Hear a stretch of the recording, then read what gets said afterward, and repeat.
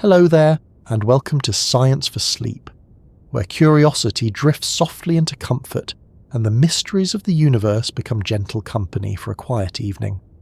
Tonight we will wander together into a question that has fascinated astronomers, dreamers, and anyone who has ever gazed up at the night sky wondering whether we are truly alone. How many planets like Earth could be out there in our galaxy? How many other worlds might carry oceans, skies, and landscapes that feel almost familiar, even though they orbit distant suns we can barely see without the aid of telescopes? It's a vast question, one that opens like the Milky Way itself, stretching across your thoughts the way stars scatter across the night sky. Before we begin unravelling what scientists know, what they suspect, and what still lies just beyond reach, I want to pause and invite you into this moment. Where are you listening from right now? Are you curled beneath warm blankets, letting your eyes grow heavier? Or perhaps you're half awake, drifting somewhere between thought and dream.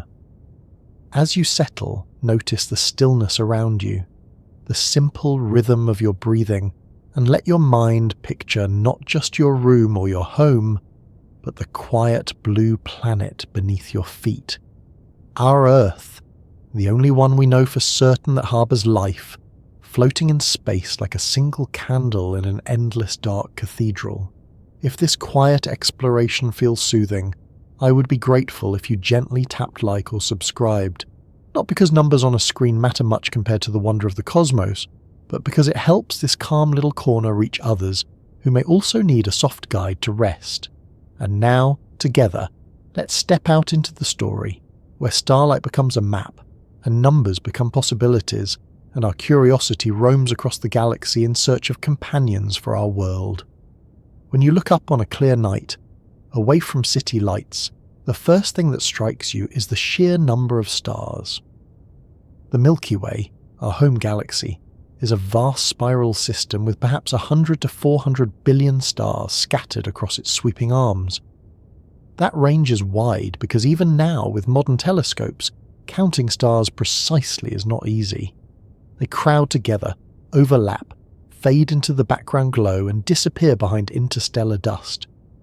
But let's imagine for a moment that the lower estimate is true, that we're looking at around 100 billion suns in our galactic home. Even with that conservative number, the possibility of planets begins to multiply rapidly. For much of human history, people did not know whether stars even had planets. Our ancestors looked at the points of light as eternal fires, divine lanterns, or distant holes through which heavenly light shone. The idea that they could be suns like ours, surrounded by planets, was once daring, even dangerous. But now we know that planets are not rare at all. They're common, perhaps even inevitable when stars form. The dust and gas swirling around young stars clump together, collide, and over millions of years assemble into planets of many sizes. Some small and rocky, like Earth or Mars, others immense and gaseous, like Jupiter or Saturn, some hot enough to melt iron, some frozen, further than Pluto. The question that leads us tonight is not whether planets exist, because that part is settled. It is whether among these billions of worlds there are others that could be cousins of Earth. Worlds with solid surfaces, liquid water, breathable skies, and the delicate conditions that allow life to grow. To estimate this, astronomers lean on both observations and probabilities. They study the planets we have discovered, calculate how common certain types of stars are, and then project how many might host Earth-like conditions. The story truly accelerated with the launch of the Kepler Space Telescope in 2009. Kepler stared at a patch of sky containing about 150,000 stars and watched for tiny dips in brightness. These dips meant a planet had passed in front of its star, briefly blocking a fraction of the light. It was a simple method, but exquisitely sensitive. Over its mission, Kepler discovered thousands of planets. More importantly, it revealed that planets are not the exception but the rule. On average, there seems to be at least one planet for every star. That means our galaxy could easily contain more planets than stars, numbering in the hundreds of billions. Not all of these are Earth-like, of course. Many are gas giants, many are scorched by their stars, and many are frozen far from warmth.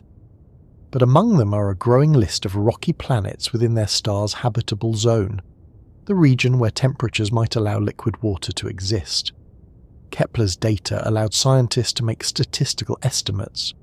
For example, one widely cited result suggests that about 20% of Sun-like stars may have at least one Earth-sized planet in the habitable zone.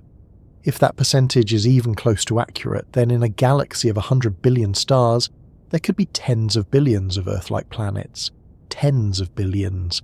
That number is so large it almost slips beyond comprehension. And yet, we must be careful with words like Earth-like. It does not mean identical to Earth. It does not mean blue skies and green forests. It means similar in size and orbit, within a zone where liquid water could exist.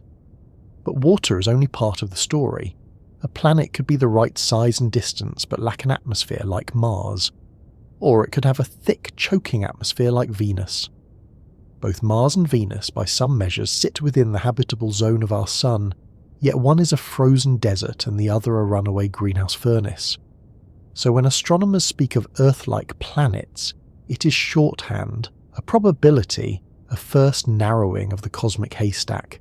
The true number of planets that could genuinely feel like Earth is likely smaller, but still vast enough to stir wonder. Think of it this way. Imagine walking through a vast forest filled with billions of trees. On many branches hang fruits of every size, colour and flavour. Some are tiny and bitter, others enormous and inedible, but scattered among them are fruits that look familiar, sweet, nourishing. The Milky Way may be like that forest. Most planets are not for us, but the presence of even a few that are similar to home changes how we think about our place in the universe. The sheer distance to these worlds, however, keeps them in the realm of imagination for now. The nearest known potentially habitable planet is Proxima Centauri b, orbiting the star closest to our own Sun, just over 4 light-years away.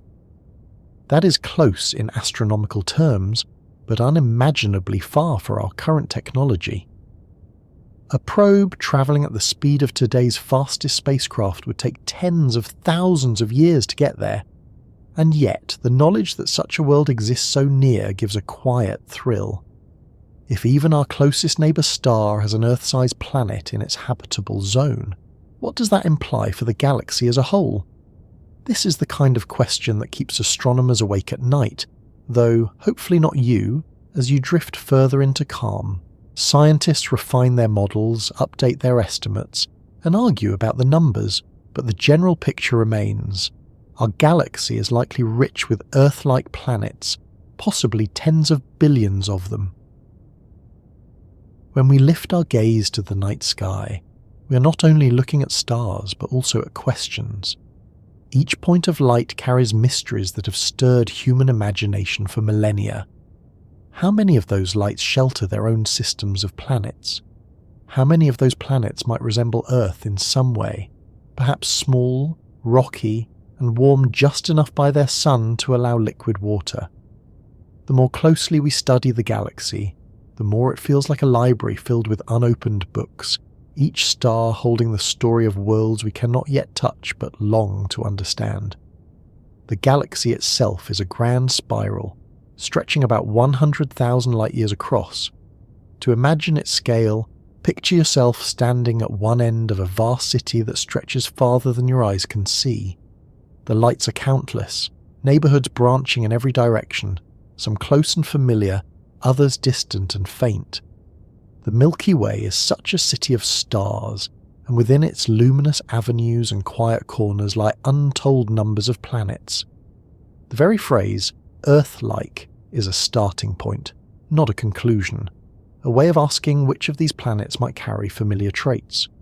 When astronomers introduce the idea of possible Earth twins, they are speaking in cautious terms. A twin does not mean a perfect copy. It means a resemblance, a set of shared features that make comparison meaningful. Imagine you're shown a series of portraits. Some bear little relation to you, faces entirely different. Others might share one feature, perhaps the curve of a smile or the shade of eyes.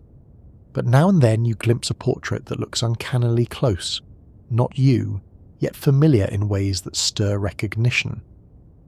That is how scientists think of Earth's possible twins. Not identical, not guaranteed to be habitable, but similar enough to be considered cousins. To introduce these possible twins, it helps to start with what we know about our own world. Earth is small compared to the giants of our solar system, yet large enough to hold onto an atmosphere. Its distance from the Sun places it in a region where liquid water can exist on the surface. Its composition is mostly rock and metal, with oceans covering much of its face. It has a magnetic field that shields it from solar radiation, and tectonic activity that recycles its surface and influences climate. These details may seem ordinary to us because we live within them every day, but they represent a rare balance of conditions. Change the size, distance, or atmosphere too much, and the result may not support life as we know it. When scientists search for Earth-like planets in the galaxy, they often begin by looking for these broad conditions: the right size, the right orbit, and the possibility of water. It is like checking the broad strokes of a recipe before worrying about the fine details. If a world is too small, it cannot hold an atmosphere. If it is too large, it may become a gas giant. If it orbits too close to its star, water boils away. If it is too far, water freezes. Somewhere in between lies the range where conditions could be right. This region has earned a popular name, the habitable zone, or more colourfully, the Goldilocks zone. Not too hot, not too cold. Yet even within this zone, differences emerge. Our solar system offers a clear reminder. Venus orbits within the Sun's habitable zone, yet its dense atmosphere traps heat so efficiently that the surface reaches temperatures hot enough to melt lead.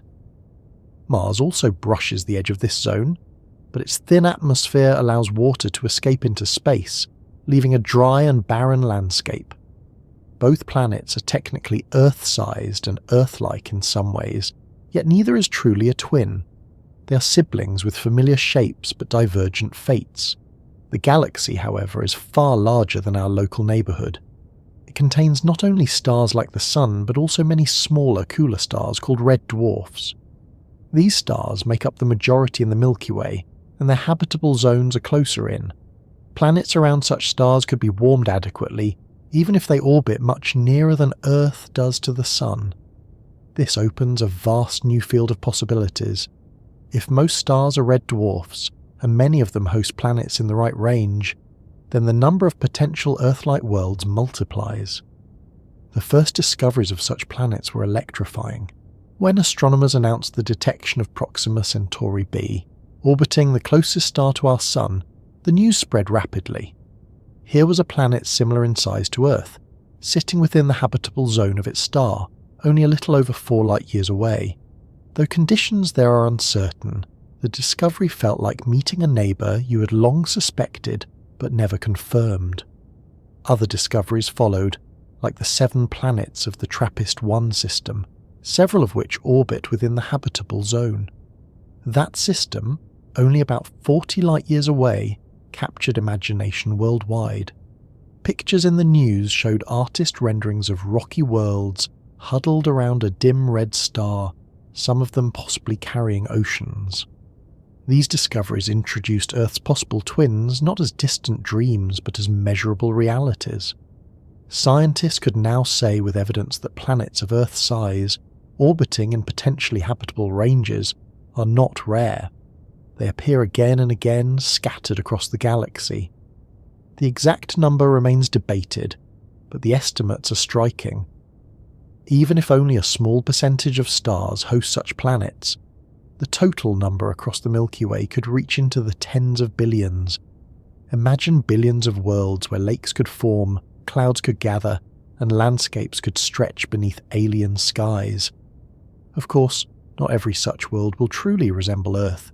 Some may be tidally locked, with one side always facing their star in endless daylight, and the other in eternal night. Some may be bombarded with radiation, their atmospheres stripped away. Some may hold thick blankets of gas, or lack the magnetic shields needed to preserve water. Yet even if many are inhospitable, the sheer scale of numbers suggests that some must carry the right balance. Among billions, chance favours possibility. The introduction of these potential twins changes more than science. It reshapes perspective. For centuries, Earth was thought to be the singular cradle of life, unique in the vastness. Now, with every new detection, that sense of uniqueness is tempered. We're still special, but perhaps not alone in being special. Each discovery invites a new question. What might those planets be like, and could they harbour life? To picture them, close your eyes and imagine standing on a shoreline not unlike one on Earth. Waves lap gently at your feet. The sky glows with colours shaped by a different atmosphere, perhaps tinted red by a cooler star. 2 or 3 moons may hang in the sky, or perhaps a nearby planet looms large on the horizon. The air is not Earth's, but it carries winds, weather, and the same restless play of clouds. Somewhere in the galaxy, scenes like this may exist, not in fantasy but in reality, waiting for instruments powerful enough to confirm them. When we introduce Earth's possible twins, we also introduce a new way of seeing our own world. Earth is no longer just the solitary oasis. It is part of a wider family, a set of possibilities scattered across the Milky Way.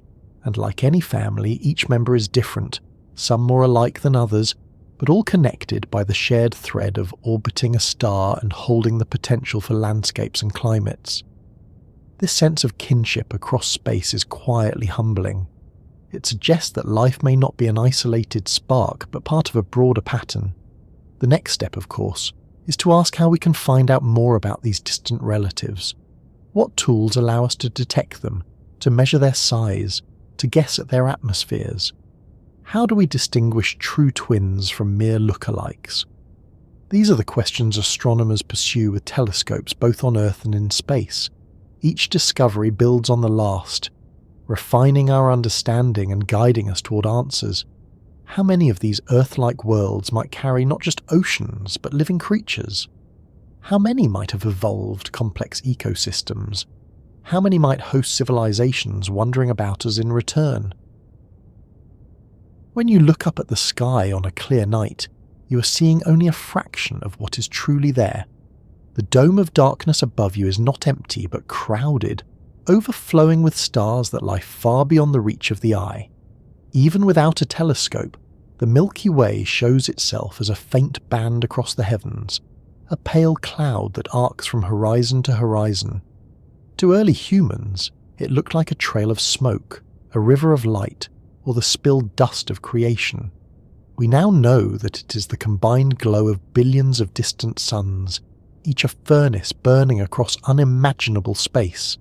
And among those suns are worlds that orbit quietly, circling year after year, unseen but real. As you settle into the thought, imagine for a moment that the sky above you is not simply something to look at, but a reflection of yourself. The atoms in your body, the iron in your blood, the calcium in your bones, the oxygen in your lungs, were forged in stars that lived and died billions of years ago. Long before Earth existed, before the solar system formed, stars exploded and scattered their contents across space. Those contents drifted, joined into clouds, collapsed under gravity, and eventually became the sun, the planets, and every living thing on Earth. The stars above you are not only distant companions, they are your ancestors.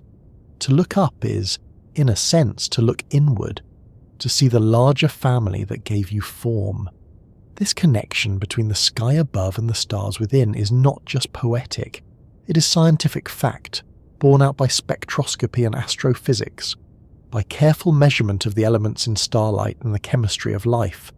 Hydrogen and helium, the simplest elements, were formed in the early universe. Heavier elements, the ones needed for life, came later, born in stellar furnaces. Every heartbeat you feel depends on oxygen that was once part of a dying star's gift. Every word spoken comes from vibrations of molecules once flung across space in supernova shockwaves. Understanding this makes the search for Earth-like planets even more profound. When we ask how many such worlds may exist, we are not simply counting rocks around distant stars. We are searching for other places where this cosmic cycle may have repeated itself, where stardust has gathered into oceans, mountains, atmospheres, and perhaps even living creatures that carry within them the memory of stars. The connection between the sky above and the stars within us makes the possibility of Earth's twins feel less like speculation and more like continuation. The Milky Way itself is structured like a great spiral, with long arms sweeping outward from a dense central bulge. Our sun lies in one of the quieter suburbs, not in the bright centre but in an outer lane of the spiral arms. This position gives us a clear view of the galaxy, a seat from which to observe both inward and outward.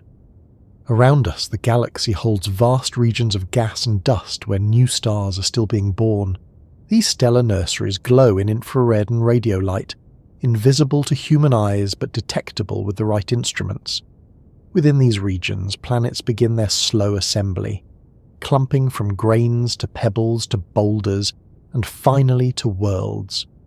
To imagine this process is to appreciate the scale of time involved. Planets do not appear overnight. They take millions of years to grow, to clear their orbits, to settle into stable paths around their stars. The Earth itself formed about 4.5 billion years ago, and for hundreds of millions of years it was a chaotic, hostile place, bombarded by asteroids, heated by impacts, its surface unstable. Yet from that turmoil, stability emerged, oceans filled, continents cooled, and life began. If such a story unfolded here, could it not also unfold elsewhere? That is the question astronomers ask as they study the galaxy's stars. The stars you see above you are only the nearest members of this galactic community. Most are within a few hundred light years, close neighbours in cosmic terms, but beyond them lie hundreds of billions more stretching out in every direction. Our instruments can detect planets around many of them, but not yet all. Each new telescope, each new survey adds to the tally.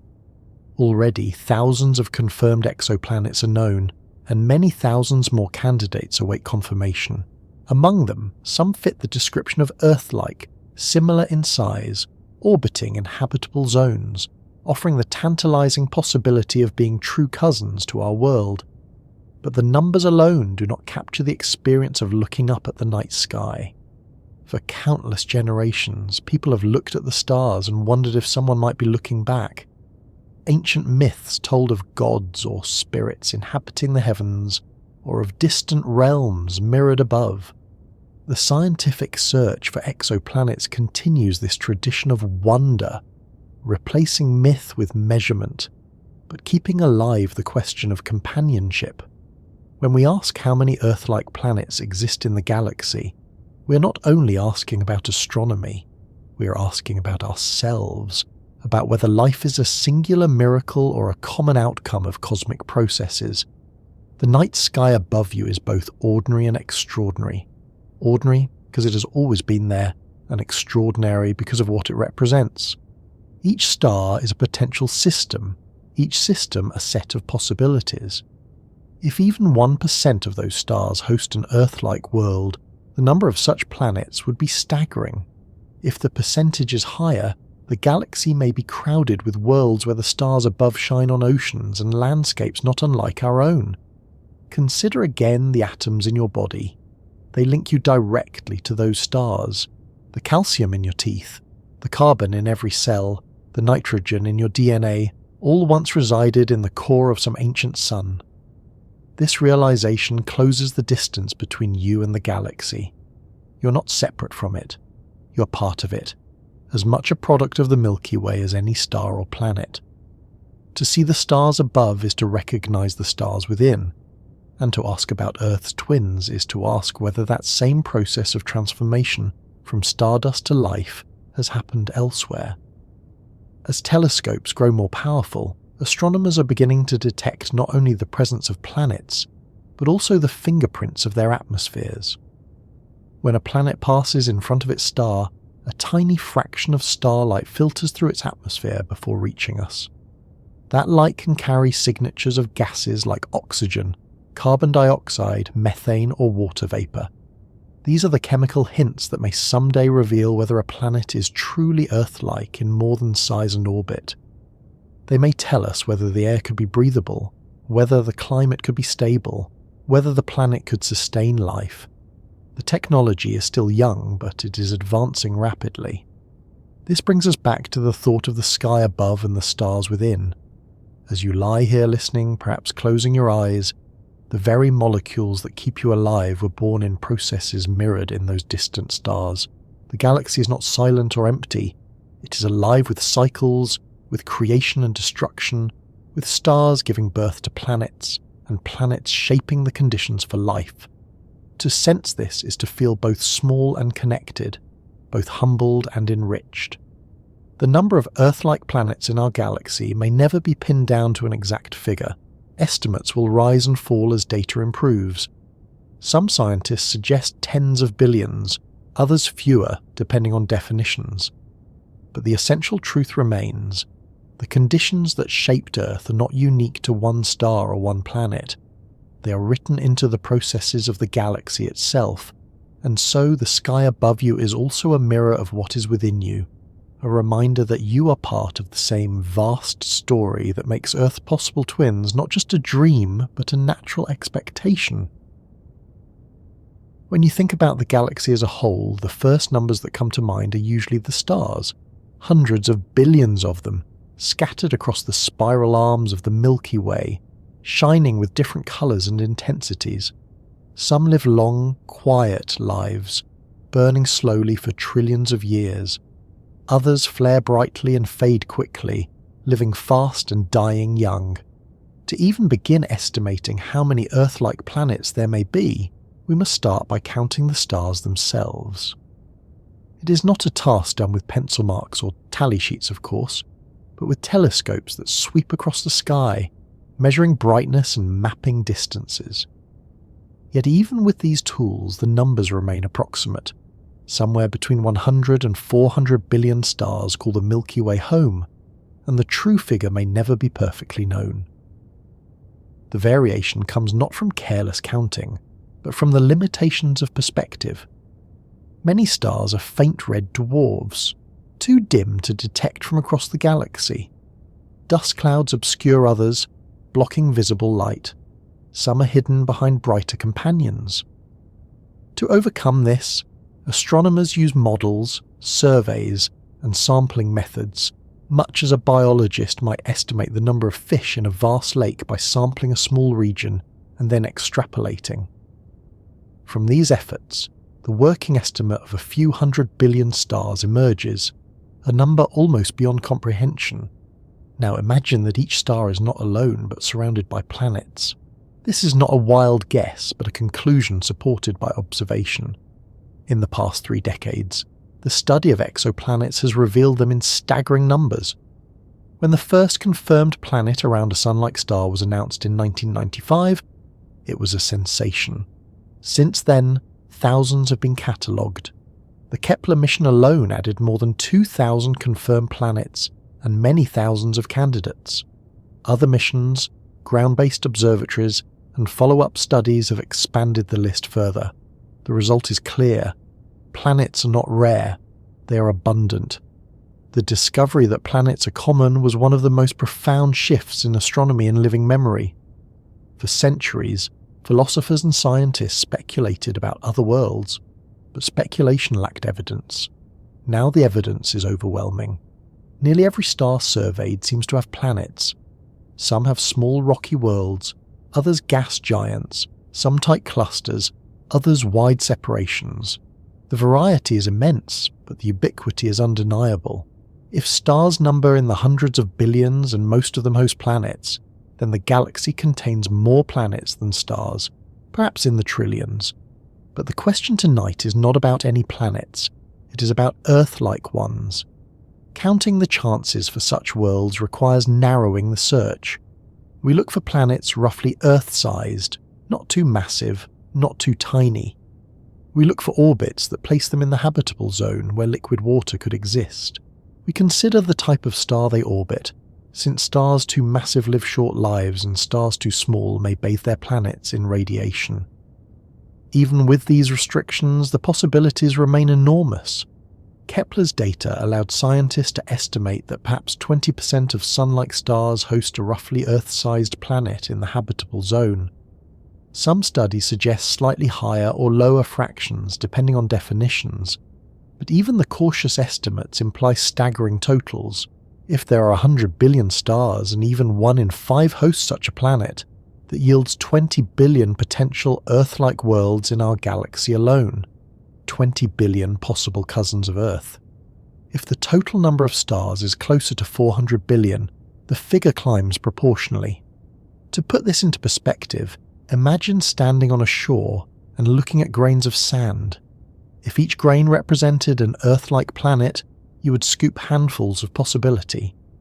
The numbers grow so large that they lose everyday meaning. Billions is already a difficult number to hold in the mind, yet in the galaxy, such magnitudes are ordinary. Stars, planets, distances, all measured in scales that defy intuition. The challenge for astronomers is not simply to estimate totals, but to refine them, to understand what fraction of those potential worlds are truly habitable and what fraction may host life. The method of counting involves more than raw detection. It requires building probability models. For each star observed, astronomers note the likelihood that a planet of a certain size and orbit could have been detected given the instrument's sensitivity. They then account for biases. Since closer, larger planets are easier to find than smaller, distant ones. By correcting for these biases, they can extrapolate to the unseen population. It is a bit like surveying a forest from above. You can see the tallest trees easily, but the smaller ones are hidden beneath the canopy. By understanding the visibility of different sizes, you can estimate how many total trees exist, even if most remain hidden. One of the most remarkable aspects of this work is how quickly the field has advanced. 30 years ago, the existence of planets beyond our solar system was a hypothesis without proof. Today, it is an accepted fact that planets are everywhere. 30 years from now, the question may not be how many Earth-like planets exist, but which of them show signs of life. Each step brings us closer to that deeper question. As you consider these numbers, allow yourself to feel the scale without needing to pin it down exactly. Whether the figure is 10 billion or 40 billion, the implication is the same. Earth is not unique in being Earth-like. The conditions that shaped our world are not solitary miracles but part of a broader cosmic pattern. Each star in the sky may carry a chance, and the more we count, the more chances emerge. It is worth remembering that even a small percentage of stars hosting habitable planets still yields vast numbers. Suppose only 1% of stars have an Earth-sized planet in the habitable zone. With 100 billion stars, that still produces 1 billion possible Earth-like worlds. 1 billion! A number so large it dwarfs the population of Earth many times over. That means that even if nature is stingy, the galaxy remains rich with possibility. Of course, counting chances does not mean confirming life. A planet may be the right size and in the right zone, but still barren.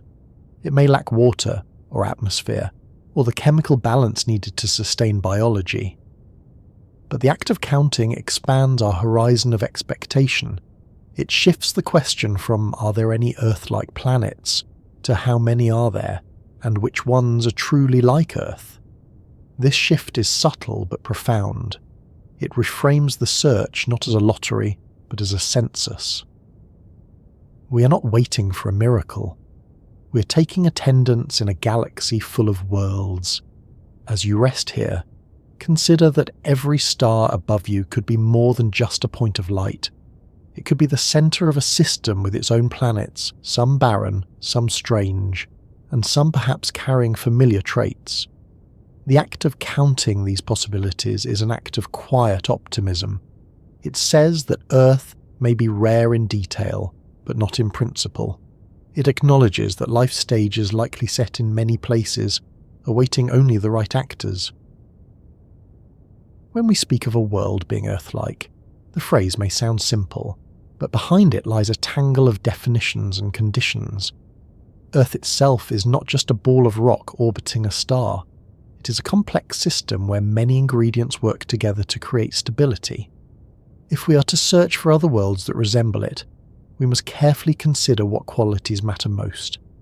It is not enough for a planet to be the same size or to sit at the right distance from its star. Those are important, but they are only the foundation. On top of that foundation must rest layers of atmosphere, chemistry, and energy balance that make the difference between a living world and a lifeless rock. The first measure often considered is size. A planet too small cannot hold onto an atmosphere. Its gravity is weak, and over time gases leak into space. Mars shows this clearly. Though it once had rivers, lakes, and perhaps even oceans, its smaller mass meant it could not preserve its atmosphere forever. The result is a dry, barren desert. A planet too large, on the other hand, risks becoming more like Neptune than Earth, wrapped in thick layers of hydrogen and helium, perhaps with no solid surface. Earth's mass, roughly 6 sextillion tons, sits in a narrow range that is strong enough to retain an atmosphere, but not so great that it crushes itself into a gas giant.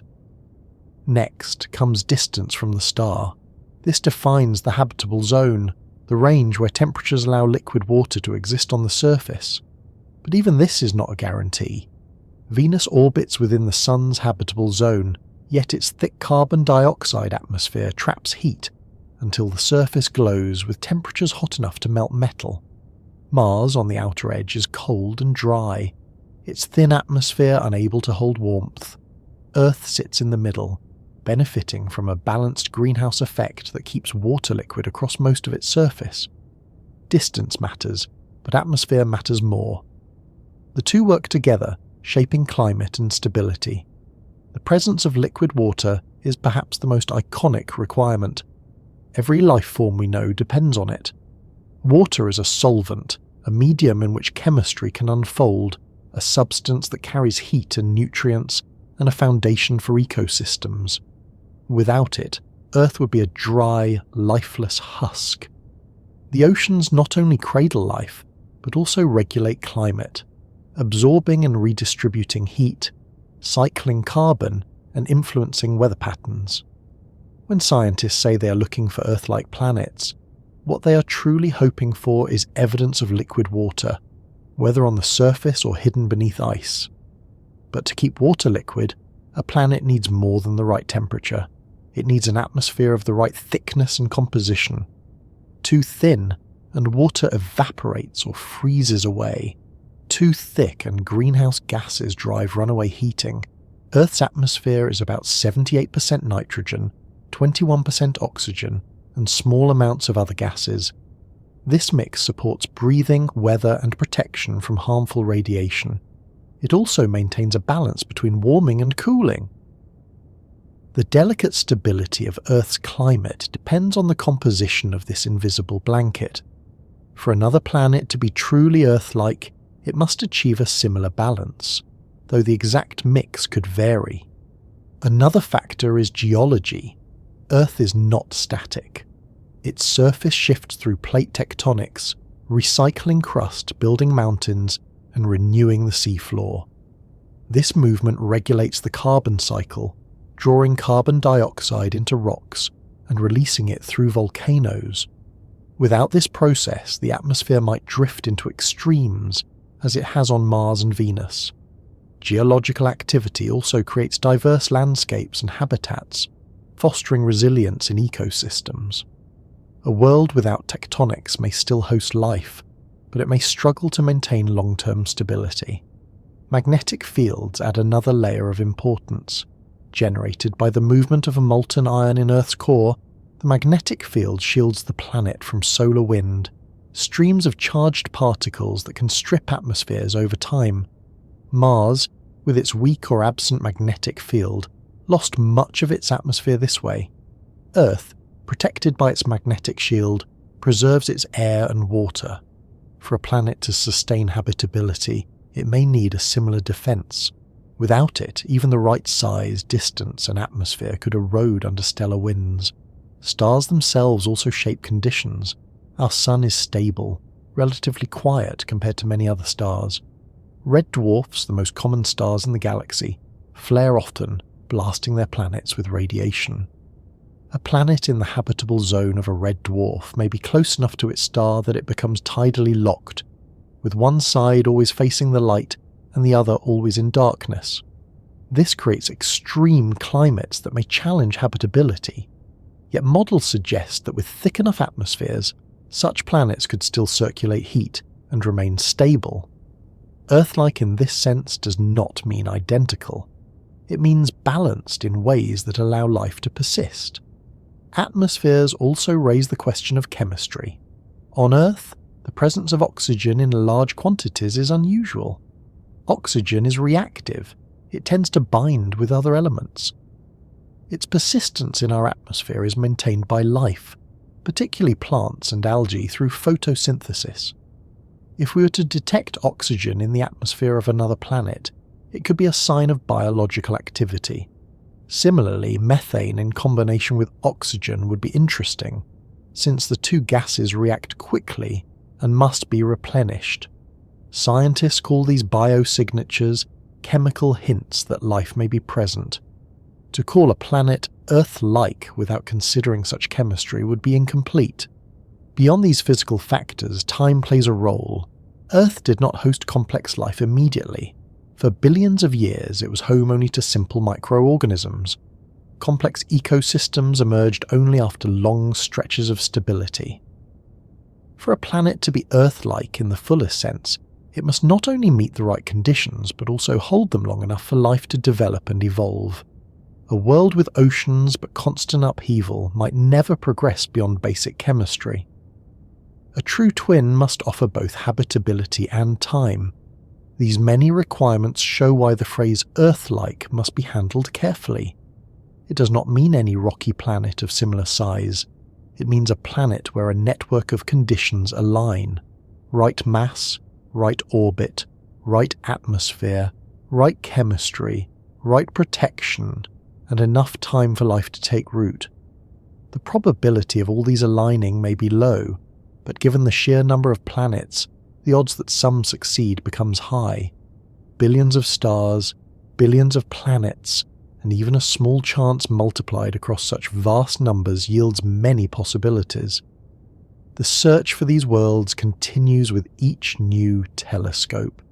Instruments like the James Webb Space Telescope can analyze the atmospheres of distant exoplanets, searching for water vapor, carbon dioxide, methane, and other markers.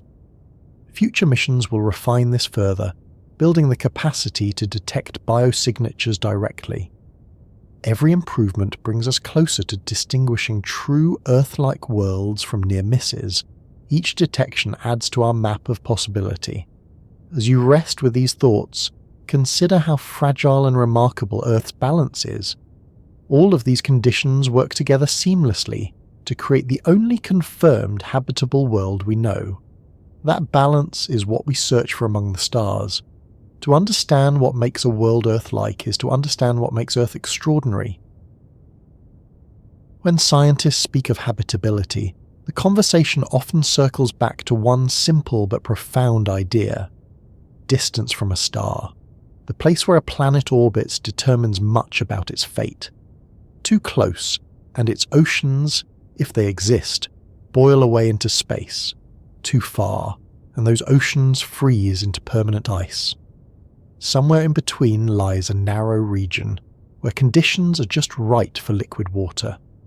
This range is what astronomers call the habitable zone, though it is often introduced more gently as the Goldilocks zone. The name comes from the old story of porridge that is too hot, too cold, and finally just right. In the same way, stars offer rings of possibility, with zones that are too hot, too cold, and one that is potentially just right for life. For our Sun, Earth sits within this comfortable band. Venus orbits a little closer, at about 70% of Earth's distance, and though it lies technically within the Sun's habitable zone, its thick carbon dioxide atmosphere traps heat until the surface glows with infernal temperatures. Mars orbits further out, about 1.5 times Earth's distance, brushing the outer edge of the habitable zone. Its thin atmosphere cannot retain warmth, leaving it frozen and barren. Earth lies in the middle, its oceans liquid, its climate balanced, and its surface alive. This makes our planet a useful reference, the example against which other worlds are measured. The concept of the habitable zone is powerful but also limited. It is powerful because it provides a simple rule for where to look. Astronomers can examine a star, calculate its brightness, and determine the region where temperatures would allow liquid water. Any planet within that region becomes a candidate for habitability.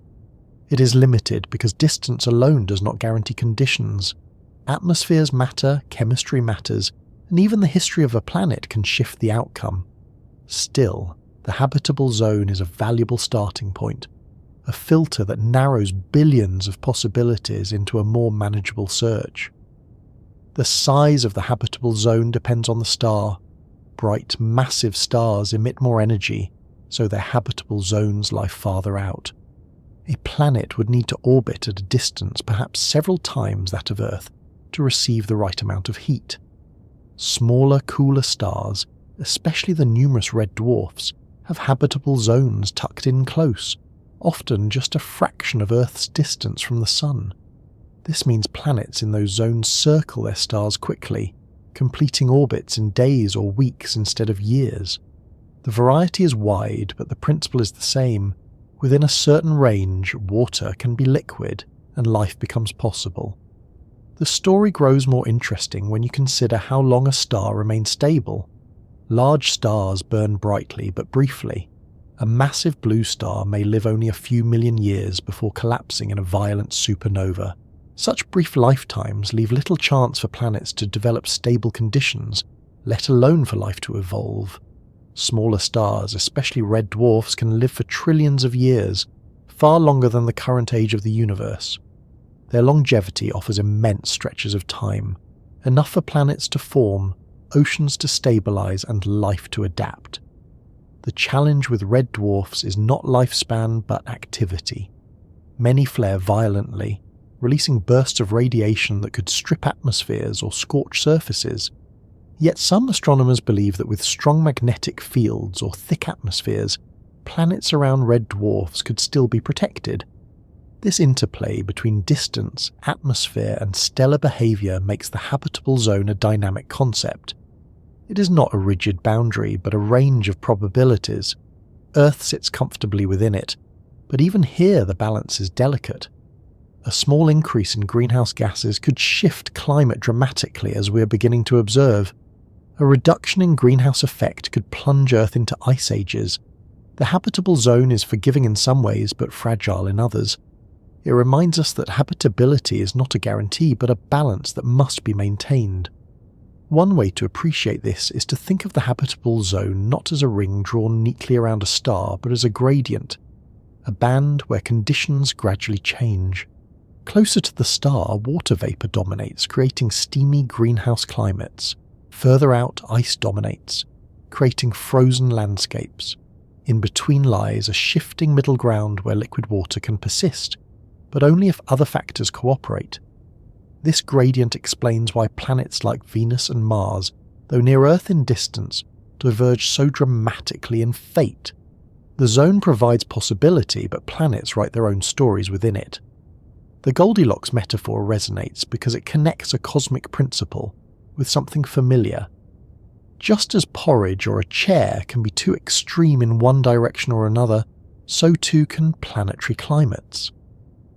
But the story is more complex than the simple tale. Imagine Goldilocks not just choosing porridge, but also adjusting the bowl, stirring in ingredients, and watching as the contents change with time. That is closer to what planets experience. Their orbits shift slightly, their atmospheres evolve, their climates swing between extremes. A planet may move into or out of the habitable zone over geological timescales. Earth itself has experienced snowball phases when ice covered much of the surface, and hothouse phases when temperatures rose higher than today. Yet life persisted, adapting through the changes. This resilience suggests that the habitable zone is not a precise line, but a broad stage where different dramas can unfold. Astronomers refine the concept further with terms like the conservative habitable zone, the narrower band where Earth-like conditions are most likely, and the optimistic habitable zone, which includes planets like Mars and Venus that may once have been habitable. These distinctions help categorize discoveries, but they also highlight the uncertainty. Each planet is unique, and what is habitable in principle may be uninhabitable in practice. Still, the zone provides a first step, a way to identify which worlds deserve closer study. Beyond the simple presence of water, scientists consider whether the water is stable. On some planets, liquid water may exist briefly but not persist. Perhaps it evaporates under a thin atmosphere or freezes under low pressure. Stability requires not just temperature but also protection. Earth's atmosphere and magnetic field preserve conditions that allow water to remain for billions of years. Without such protection, habitability may be fleeting. A planet may pass through the habitable zone, but fail to hold on to its oceans long enough for life to take hold. Interestingly, moons can also play a role. A large moon can stabilize a planet's tilt, reducing wild swings in climate. Earth's moon does this, keeping our axis relatively steady. Without it, climate shifts might be more extreme, challenging life's resilience. The presence of moons is not often included in definitions of habitability, but it may be an important factor. Other worlds in the galaxy may host moons that quietly shape their stability, unseen but essential. The habitable zone also extends our imagination beyond Earth-like life. While scientists often define it in terms of liquid water, it is possible that life elsewhere may adapt to different conditions. Some organisms on Earth thrive in extremes, in boiling springs, in acidic lakes, in frozen deserts. These extremophils suggest that habitability may be broader than we think. Yet as a starting point, water remains the most compelling marker. It is abundant, versatile, and essential to all life we know. The habitable zone, defined by water's stability, remains the most practical guide. As you listen, picture the stars above as each surrounded by invisible rings, bands where worlds may circle in comfortable warmth. Within those bands, planets turn unseen, some barren, some unstable, and perhaps some carrying oceans and skies like our own. Counting these zones across billions of stars yields a galaxy crowded with possibility. Not every possibility becomes reality, but even a fraction is enough to fill the imagination. In the end, the habitable zone is not a promise but an invitation. It says, here is where to look, here is where the odds improve. It offers astronomers a compass, guiding the search across the vast sea of stars. And as instruments improve, as we learn to study atmospheres directly, the question will shift from which planets are in the zone to which truly carry water, climates, and perhaps life. The Goldilocks story, simple as it is, remains a useful metaphor for this search, reminding us that among extremes there lies a middle ground where conditions can align. Beyond distance and climate, what about the specific ingredients? What about the elements and compounds that form rocks, seas, and skies? What about the chemistry of air and the minerals of crust that make Earth more than a location in a zone? When we speak of Earth as our home, what we truly mean is not just a point in space but a set of ingredients. Without water, without rock, without air, this planet would be only another silent sphere circling the sun. It is these ingredients and the way they combine that create the landscapes, climates, and ecosystems that sustain us. To imagine another Earth is to imagine another place where these same essentials come together, arranged in ways that echo what we know. The search for Earth-like planets is therefore not just a search for size and orbit. It is a search for water to flow, rock to form continents, and air to carry winds and shield life. Water stands at the centre of this discussion. It is the universal solvent, capable of dissolving countless substances and carrying them into reactions. It has unique properties that make it ideal for life. It remains liquid over a wide range of temperatures. It expands when it freezes, meaning ice floats, insulating oceans rather than allowing them to freeze solid. It stores and transfers heat, moderating climate. On Earth, oceans cover more than 70% of the surface, shaping weather, regulating temperature, and supporting vast webs of life.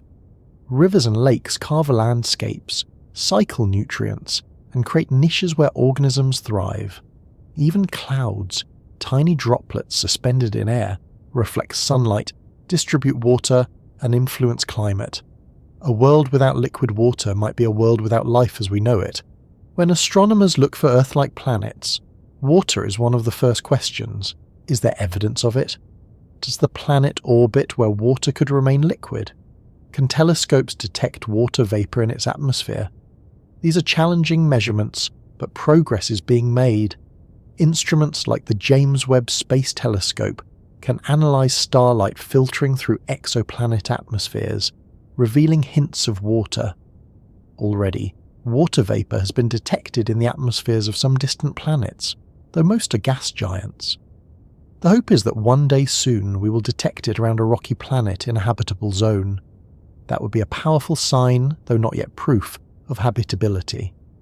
Yet water alone is not enough. It needs a solid surface to rest upon, and that brings us to rock. Earth is a rocky planet, composed mainly of silicate minerals and metals. Its crust, mantle and core create a layered structure. The crust provides continents and ocean basins. The mantle moves slowly, driving tectonic activity that shapes the surface. The core generates the magnetic field that shields the planet. Without rock, there would be no mountains, no soil, no stable ground on which complex life could flourish. Gas giants may host exotic chemistry, and icy worlds may harbour subsurface oceans. But when we imagine Earth-like planets, we imagine rocky surfaces with water above them and air around them. The chemistry of rock also matters. Earth's crust contains essential elements for life: carbon, oxygen, silicon, iron, magnesium, calcium, potassium, and more. These elements cycle through rocks, soils, oceans, and organisms. Volcanoes release gases that replenish the atmosphere. Weathering breaks down minerals that feed ecosystems. Rocks are not inert. They are part of a dynamic system that interacts with air and water. A truly Earth-like planet must therefore be not only rocky, but geologically active, cycling materials in ways that sustain long-term habitability. Without such cycles, life may start but struggle to endure. Above water and rock lies air, the final essential ingredient. Earth's atmosphere is a thin veil compared to the size of the planet, yet it transforms the surface into a habitable environment. It provides oxygen for breathing, nitrogen as a stable background, carbon dioxide for photosynthesis, and trace gases that influence climate. It scatters sunlight, creating blue skies and moderating temperatures. It protects the surface from harmful radiation and from smaller meteors that burn up before impact. Without air, Earth would be a silent, lifeless rock. With air, it is alive. The composition of air is crucial. Too much carbon dioxide and temperatures rise dramatically as on Venus. Too little, and the planet freezes as on Mars. Earth's balance allows liquid water to persist, ecosystems to thrive, and climates to stabilise over long timescales. Oxygen, though abundant here, is unusual in planetary atmospheres. It is highly reactive and would not persist without constant replenishment by life. On another planet, the detection of oxygen could therefore be a powerful hint of biology. But atmospheres are complex, and not all oxygen necessarily comes from life. Careful study is required to interpret these signals. Air also enables climate, the complex patterns of wind, rain, and temperature that shape ecosystems. On Earth, the circulation of air distributes heat from the equator to the poles. It creates monsoons, trade winds, and jet streams. It carries seeds, spores, and pollen. It allows birds to fly, insects to swarm, and sound to travel.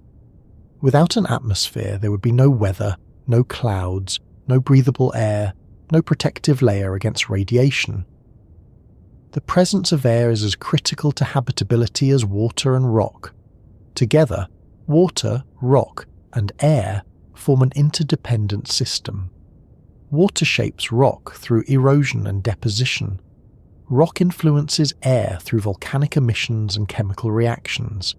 Air carries water as vapor, driving precipitation and climate. The three ingredients are not separate but woven together in cycles. On Earth, these cycles create a stable environment where life can arise and evolve. On another planet, the presence of all three in balance would be a strong indication of Earth-like conditions. It is worth noting that balance does not mean perfection. Earth itself has undergone dramatic changes. It has frozen nearly solid during global glaciations. It has warmed into greenhouse phases. Its atmosphere has shifted from oxygen-poor to oxygen-rich. Yet through all these changes, water, rock, and air persisted in interaction and life adapted. A planet need not be a perfect twin to Earth to be habitable. It must only sustain cycles that allow stability over time. When astronomers dream of Earth-like planets, they're imagining places where oceans lap against rocky shores under skies filled with air. They're imagining continents and weather, geology and climate, ecosystems that may be familiar in pattern if not in detail. These ingredients are the foundation. Without them, a world may be interesting, even beautiful, but not truly Earth-like. With them, the possibility of life becomes tangible. As you rest with these thoughts, picture the galaxy filled with worlds. Some may be gas giants with storms larger than Earth itself. Some may be icy spheres far from their stars. But scattered among them are rocky planets where water may flow and air may circulate. On those planets, landscapes may stretch beneath alien suns, shaped by the same ingredients that shape our own world. They may not be exact replicas, but they may feel familiar, carrying the essential recipe of habitability. The search for water, rock, and air continues with each new telescope. Scientists study starlight, measure tiny dips in brightness, and analyze spectra for hints of molecules. They model atmospheres, simulate climates, and imagine geology from afar. Each discovery adds a piece to the puzzle, refining our understanding of what it takes to make a world feel like home. And as this knowledge grows, the possibility of finding another Earth becomes less of a dream and more of a scientific expectation. If water, rock, and air give us the foundations of a habitable planet, then life adds the final transformative layer. Life changes a world. It alters its chemistry, shapes its climate, and leaves behind signals that can sometimes be detected across immense distances. On Earth, life has been reshaping the planet for billions of years. Microbes transformed the atmosphere long before plants and animals arrived. Forests and oceans regulate gases even today. Human activity now leaves its own mark, for better or worse. If life exists on another world, it is reasonable to think it would leave traces as well. These traces are what scientists call biosignatures, subtle hints that reveal not only habitability, but the presence of life itself. The challenge is that we cannot travel to distant planets directly, at least not yet. We must rely on light. Light carries information. When it passes through a planet's atmosphere, certain wavelengths are absorbed by gases. By analysing the spectrum of that light, scientists can determine what gases are present. This is how we know, for example, that Earth's atmosphere is rich in oxygen and nitrogen, with traces of methane and carbon dioxide. If we could look at Earth from light years away, these signatures would stand out. They would suggest not only habitability but activity, something beyond mere geology. Oxygen is one of the most important biosignatures. On Earth, it is replenished by photosynthesis, the process by which plants, algae, and certain bacteria use sunlight to convert carbon dioxide and water into oxygen and sugar.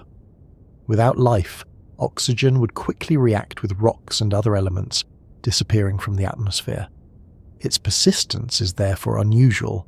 To detect oxygen on another planet would be exciting. Yet it is not enough by itself. There are scenarios where oxygen could build up without life through photochemical reactions driven by a star's light. Scientists must be cautious, looking for combinations of gases rather than single indicators. Methane is another candidate. On Earth, much methane comes from biological activity, such as microbes breaking down organic matter. It is unstable in the atmosphere, destroyed by sunlight within centuries. For it to persist, it must be replenished. The combination of methane and oxygen is especially intriguing because the two gases react with each other. Their simultaneous presence suggests constant production, which could point to biology. Finding such a combination on another planet would not be proof, but it would be a strong hint worth investigating further. Water vapor itself can be considered a biosignature of sorts, though it is not unique to life.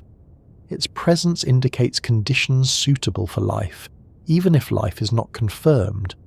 Carbon dioxide, nitrogen, and other gases also provide context. By building a profile of atmospheric composition, scientists can narrow the possibilities. A planet with the right balance of gases may be alive. A planet without them may be barren. The trick is in the details, in the precise ratios and combinations that suggest something more than geology at work.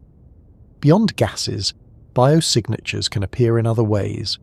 On Earth, vegetation reflects light in a distinct pattern. Plants absorb most visible light for photosynthesis, but reflect near-infrared light. This creates a spectral signature known as the red edge. If an alien civilization were observing Earth, they might notice this unusual reflection and infer the presence of widespread plant life. Future telescopes may one day detect similar patterns on exoplanets, though the challenge is immense. Still, the possibility exists, and researchers are preparing methods to search for such signals. Even the surface of a planet could offer clues. Oceans reflect light differently than land. Ice caps shine brightly. Clouds scatter sunlight. These features might be detectable in the overall brightness of a planet as it turns. Subtle variations in light curves could reveal continents, weather, or even seasonal changes. On Earth, the cycle of seasons alters atmospheric gases as plants grow and decay. Detecting similar cycles elsewhere would be a profound discovery, hinting not only at life but at ecosystems. Yet the search for biosignatures is filled with caution. False positives are possible. A planet might have oxygen from non-biological processes, methane from volcanic activity, or strange light reflections from mineral surfaces. Scientists must rule out these alternatives carefully.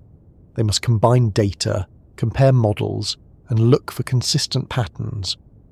The goal is not to rush to conclusions, but to build a case strong enough to withstand skepticism. In science, extraordinary claims require extraordinary evidence. The discovery of life elsewhere would be one of the most extraordinary claims ever made. The instruments we have today are only the beginning. The James Webb Space Telescope can study the atmospheres of some exoplanets, particularly those orbiting smaller stars. Future missions such as LUVOIR or HABEX are being designed with biosignature detection in mind. These telescopes would carry advanced spectrometers, coronagraphs to block starlight, and perhaps even star shades, large, flower-shaped shields flying in formation to allow direct imaging of planets. With such tools, astronomers could study Earth-like worlds in unprecedented detail, analysing their atmospheres for the faintest hints of life. The search for biosignatures is not just about science, but about perspective. To find life elsewhere would change how we see ourselves. It would mean that biology is not unique to Earth. that the processes that created us are part of a larger cosmic pattern. Even the discovery of microbial life would be profound, showing that life can emerge in multiple places. The detection of complex ecosystems would be more astonishing still. The possibility of civilizations is perhaps the most dramatic, though far more speculative. Each step along this path reshapes our understanding of our place in the universe. As you reflect on this, think of Earth as an example. If you were an observer from afar, you would see a small planet orbiting a star, with an atmosphere rich in oxygen, traces of methane, abundant water vapour, and seasonal changes. You would see a world that stands out from its neighbours, Venus with its thick carbon dioxide, Mars with its thin air. Earth would announce itself through its biosignatures, whispering across space that it is alive. The challenge for us is to listen for similar whispers from other worlds. It is possible that we may detect ambiguous signals in the near future, a planet with oxygen, for example, but no other supporting evidence, or a planet with methane but no oxygen. These partial hints will spark debate, drive further observation, and refine our models. Science often advances in such steps, moving from uncertainty to clarity through patience and persistence. The search for biosignatures will be no different. Some scientists extend the idea further, considering technosignatures, signals not just of life but of technology, radio transmissions, industrial pollutants, artificial light, or even large-scale structures could in theory be detectable. While this field is still speculative, it reminds us that biosignatures are only one part of the spectrum. If civilizations exist, they too may leave silent signatures across the stars. Whether we find them or not, the act of searching expands our imagination and our sense of possibility. As you drift with these thoughts, consider the quiet persistence of life. On Earth, microbes thrive in boiling springs, in deep ocean vents, in frozen tundra, in acidic lakes. Life adapts, survives, and alters its environment. If it has done so here, why not elsewhere? Biosignatures are the footprints of that persistence, faint but detectable if we know how to look. They are life's way of saying, without words, that it is present. The search for them is our way of listening. How often does life arise? How many planets host it? When we try to imagine how many Earth-like planets could exist in our galaxy, we are dealing with numbers so vast and unknown, so wide, that it can feel impossible to grasp. This is where the Drake equation enters the story. First introduced in 1961 by the astronomer Frank Drake, it was not meant to give a precise answer but to provide a framework, a way of organising our ignorance into manageable pieces. Rather than staring into the dark and wondering aimlessly, the equation breaks the question down into smaller parts, each representing a factor in the emergence of intelligent civilizations. Over time, it has been used not only to estimate the number of civilizations, but also as a way of thinking about the likelihood of Earth-like worlds themselves. The equation itself is simple in form but deep in meaning. It multiplies together several terms: the rate of star formation in the galaxy, the fraction of those stars with planets, the number of planets that could potentially support life, the fraction of those where life actually arises, the fraction where life becomes intelligent, the fraction of intelligent life that develops technology capable of communication, and finally, the length of time such civilizations release detectable signals. Multiply them all, and you arrive at an estimate of how many civilizations might be communicating right now in the Milky Way. When Drake first wrote it down, many of the terms were completely unknown. Some still are. But the value of the equation is not in the final number. It is in the way it frames the problem. Each factor can be studied, debated, and refined. As our knowledge grows, we adjust the numbers, narrowing the uncertainties. The equation becomes a conversation starter, a map of our curiosity. For our purposes, we can focus on the terms most relevant to Earth-like planets. The rate of star formation in the Milky Way is currently thought to be about 1 to 3 new stars per year. Over the lifetime of the galaxy, This has produced hundreds of billions of stars. The fraction of those stars with planets, once unknown, is now known to be high. Perhaps nearly all stars have them. The number of planets per star that could potentially support life is harder to measure, but with discoveries from Kepler and other missions, we know that small, rocky planets in habitable zones are common. From these terms alone, the numbers begin to add up quickly. Even before considering the likelihood of a life, we can see that billions of potentially habitable worlds may exist. The more difficult parts come next. What fraction of those planets actually develop life? On Earth, life appeared relatively quickly after the planet stabilized. Microbial life seems to have arisen within a few 100 million years of Earth formation. This suggests that life may emerge easily when conditions are right. But we cannot be sure. Perhaps Earth was lucky, or perhaps life is a natural outcome wherever water, energy and chemistry meet. With only one example to study, our estimates remain guesses. Some scientists lean toward optimism, believing life is common. Others argue for caution, noting that we have yet to find life anywhere else in our solar system despite searching Mars, Europa and Enceladus. Until we have more data, the fraction remains a mystery. Even if life arises, how often does it become complex or intelligent? For most of Earth's history, life remains simple, microscopic, and limited to oceans and soils. Complex multicellular organisms appeared only in the last 600 million years, a small fraction of Earth's 4.5 billion-year history. Intelligence capable of technology is even rarer, appearing only once in humans, as far as we know. This suggests that while simple life may be common, intelligent life may be rare. The Drake equation captures this uncertainty by leaving the fraction open to interpretation. The final factor is longevity. How long does a civilization last once it begins broadcasting signals into space? If civilizations last for millions of years, the galaxy could be teeming with detectable life. If they tend to self-destruct quickly, the numbers drop dramatically. This term is perhaps the most sobering, for it reflects not only natural challenges but also social and technological ones. How long can a species sustain itself without collapsing under its own progress?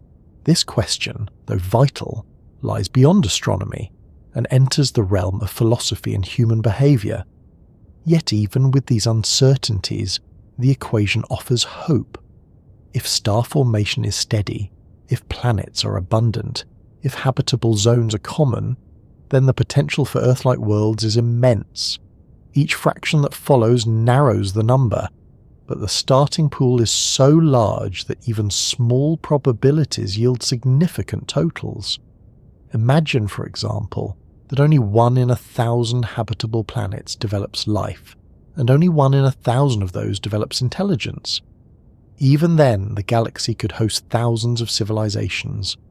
Adjust the fractions differently, and the number may rise or fall, but the framework remains a guide. The dream of many Earths arises naturally from this framework. It encourages us to think not in terms of solitude, but of possibility. The Milky Way becomes not just a backdrop of stars, but a community of worlds, each with its own story, some barren, some thriving, some perhaps carrying beings who look at their skies and wonder the same things we do. The Drake equation does not prove they exist, but it allows us to imagine them in a structured way, grounded in science rather than fantasy. Over the decades, the equation has sparked debate, criticism, and inspiration. Some argue that with so many unknowns, it cannot produce meaningful numbers. Others counter that its purpose was never certainty but exploration. By forcing us to confront the unknowns, it drives research. Missions to detect exoplanets, studies of extremophils on Earth, experiments in origin of life chemistry, and searches for extraterrestrial signals all trace their motivation, in part to the questions framed by the Drake equation. It is less a calculation than a mirror, reflecting our curiosity back at us. For those seeking Earth-like planets, the most useful terms are already becoming clearer. We now know that planets are common. We know that small rocky planets are widespread. We know that habitable zones exist around many stars. These are the foundations. What remains uncertain is the leap from habitability to life, from life to intelligence, and from intelligence to longevity. But even before resolving those leaps, the number of Earth-like planets themselves is staggering. The equation helps us see this by showing how the early terms already multiply into billions. Imagine standing in a field under a night sky, each star a potential system. The equation runs silently in the background, multiplying possibilities. It reminds us that every star you see could host planets, and among those planets, some could be Earth-like. Even if the later fractions reduce the chances of life, the first terms alone make solitude unlikely. The dream of many Earths is not idle hope, but a natural conclusion of the numbers. As telescopes grow more powerful, we may one day refine the fractions. We may detect biosignatures in exoplanet atmospheres, raising the probability of life. We may hear faint signals across radio waves, suggesting intelligence. Or we may find silence, lowering our estimates but not eliminating the possibility. The Drake equation allows for all outcomes. It evolves with knowledge, adjusting as we learn more. Its power lies in this flexibility. For now, it serves as a reminder of scale. When you look at the stars, you're not looking at distant fires alone. You are looking at terms in an equation that stretches across the galaxy, each one representing a step toward understanding whether we are alone. The dream of many Earths rests not just on imagination but on the numbers themselves, vast and humbling. How do we actually detect these planets? How do we measure their orbits, sizes and atmospheres from so far away? The idea of finding planets around other stars might sound impossible at first. Stars are bright, while planets are faint. From light years away, even the largest planet reflects only a tiny fraction of its star's light. Imagine trying to see a firefly next to a stadium floodlight from hundreds of miles away. That is the challenge astronomers face. Yet with clever methods, they have managed to succeed. The most fruitful technique so far has been to watch for tiny shadows on starlight, the brief dimming that happens when a planet passes in front of its star. This method is called the transit method, and it has revealed thousands of worlds. The principle is simple but powerful. As a planet orbits its star, there are times when it moves directly between the star and us. For a short period, a small portion of the star's light is blocked. The star appears slightly dimmer. By measuring this dip in brightness, astronomers can infer the presence of a planet. The amount of dimming tells them the planet's size relative to the star. A large planet blocks more light, a small one less. The duration of the transit gives information about the planet's orbit, including its distance from the star. Repeated transits confirm that the signal is not noise, but a real world circling in regular rhythm. What is astonishing is the precision required. The dimming caused by an Earth-sized planet transiting a sun-like star is less than 1%, often just a few parts per 10,000. To detect such subtle changes, instruments must be incredibly sensitive and stable. The Kepler Space Telescope was designed with this goal in mind. Launched in 2009, it stared at a patch of sky containing about 150,000 stars and watched them continuously for years. By doing so, it recorded thousands of dips, each representing the shadow of a planet. From that treasure of data, scientists confirmed the existence of more than 2,600 exoplanets and identified many more candidates. Kepler's discoveries changed everything. Before it, only a few dozen exoplanets were known. Most had been found by other methods and tended to be large, close in giants, easier to detect. Kepler revealed that small planets are common. It showed that many stars host multiple planets, some of them Earth-sized, some in habitable zones. It provided the statistics that allowed astronomers to estimate how many Earth-like worlds might exist in the galaxy. Without Kepler, the conversation about billions of Earths would still be speculation. With it, the speculation became grounded in data. The transit method has another advantage. During a transit, some of the star's light filters through the planet's atmosphere before reaching us. This imprints faint patterns in the spectrum of the light, which can reveal the gases in the atmosphere. By studying these absorption lines, astronomers can detect water vapor, carbon dioxide, methane, and other molecules. This technique, called transmission spectroscopy, is already being used by the James Webb Space Telescope to study exoplanet atmospheres in unprecedented detail. For rocky planets in habitable zones, this could one day provide evidence of conditions suitable for life, or even of biosignatures themselves. The challenge is that not all planets transit from our point of view. The alignment has to be just right. For every system where we see transits, many others are tilted slightly, hiding their planets from detection. This means the planets we know of represent only a small sample. By analysing the statistics and correcting for these geometric biases, astronomers can estimate the true population. This is how they conclude that planets are abundant, even though we cannot see them all directly. Another method of finding planets involves the tiny gravitational tug they exert on their stars. As a planet orbits, its gravity pulls slightly on the star, causing it to wobble. This wobble can be detected as shifts in the star's spectrum, as light is stretched and compressed by the motion. This is called the radial velocity method, and it was the first to confirm exoplanets in the 1990s. It works best for large planets close to their stars, but improvements have made it possible to detect smaller worlds as well. Combined with the transit method, it can even reveal a planet's density, showing whether it is rocky or gaseous. Direct imaging is another approach, though far more challenging. It requires blocking the overwhelming glare of the star to see the faint light of the planet beside it. With advanced coronagraphs and image processing, astronomers have managed to directly photograph a handful of exoplanets, usually large, young, and far from their stars. As technology advances, direct imaging may become a powerful tool for studying Earth-like planets, but for now it remains limited.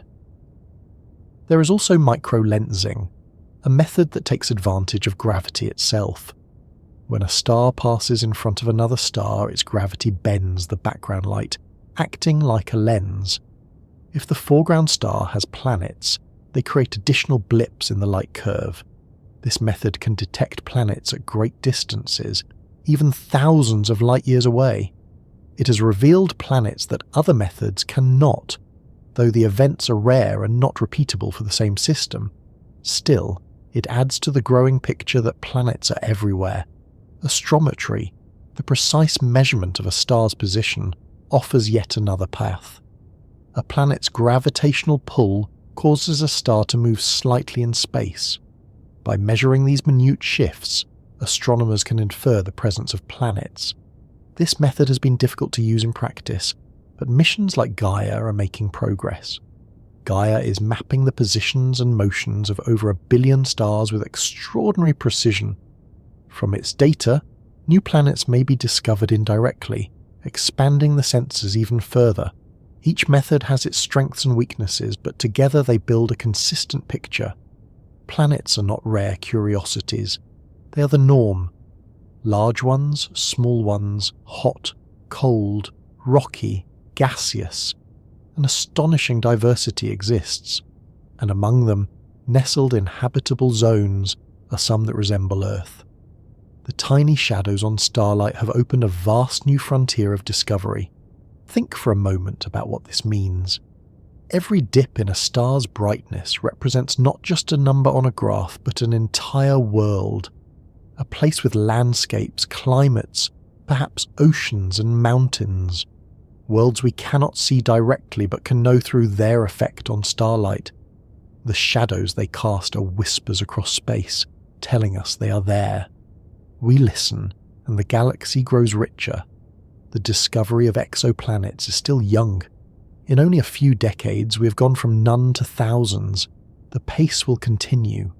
New missions like TESS, Plato, and the James Webb Space Telescope are designed to push the frontier further.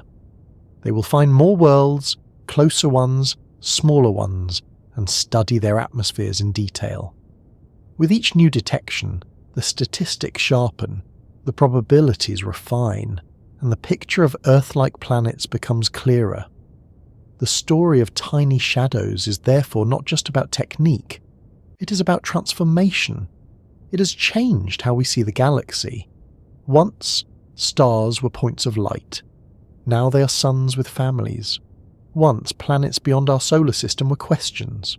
Now they are realities. Once, Earth was a singular home. Now it is one among many possibilities. As you drift with this thought, imagine the sky above as not only filled with stars but filled with unseen orbits. Planets passing, shadows crossing, signals waiting to be measured. Each star you see may already have revealed itself to careful observation, or may soon. Each shadow adds to the tally, building the case that Earth is not alone in being Earth-like. In the long history of astronomy, a few instruments stand out as milestones, moments when our view of the universe changed forever. One of those moments arrived in 2009, when NASA launched the Kepler Space Telescope. Its mission was simple in concept but revolutionary in scope: to stare at a patch of sky and watch for tiny dips in starlight, the telltale shadows of planets passing in front of their suns. Kepler's field of view was not large. It looked at an area about the size of an outstretched hand held against the sky. Yet within that narrow window, it monitored over 150,000 stars continuously for years. From that patient gaze came discoveries that transformed our understanding of the galaxy. Before Kepler, astronomers had confirmed only a few hundred exoplanets, most of them gas giants, many in tight orbits close to their stars. The methods available at the time favoured the detection of large, heavy worlds that caused obvious wobbles in their stars or produced more noticeable signals. Earth-sized planets, especially those in wider, habitable orbits, were still beyond reach. They were suspected but unconfirmed, like rumours waiting for evidence. Kepler was designed to provide that evidence, to answer the question of whether planets like Earth were rare or common. Its approach was both elegant and relentless. By measuring the brightness of each star with exquisite precision, it could detect changes as small as 1 part in 10,000. When a planet crossed in front of its star, the brightness dropped slightly, then returned.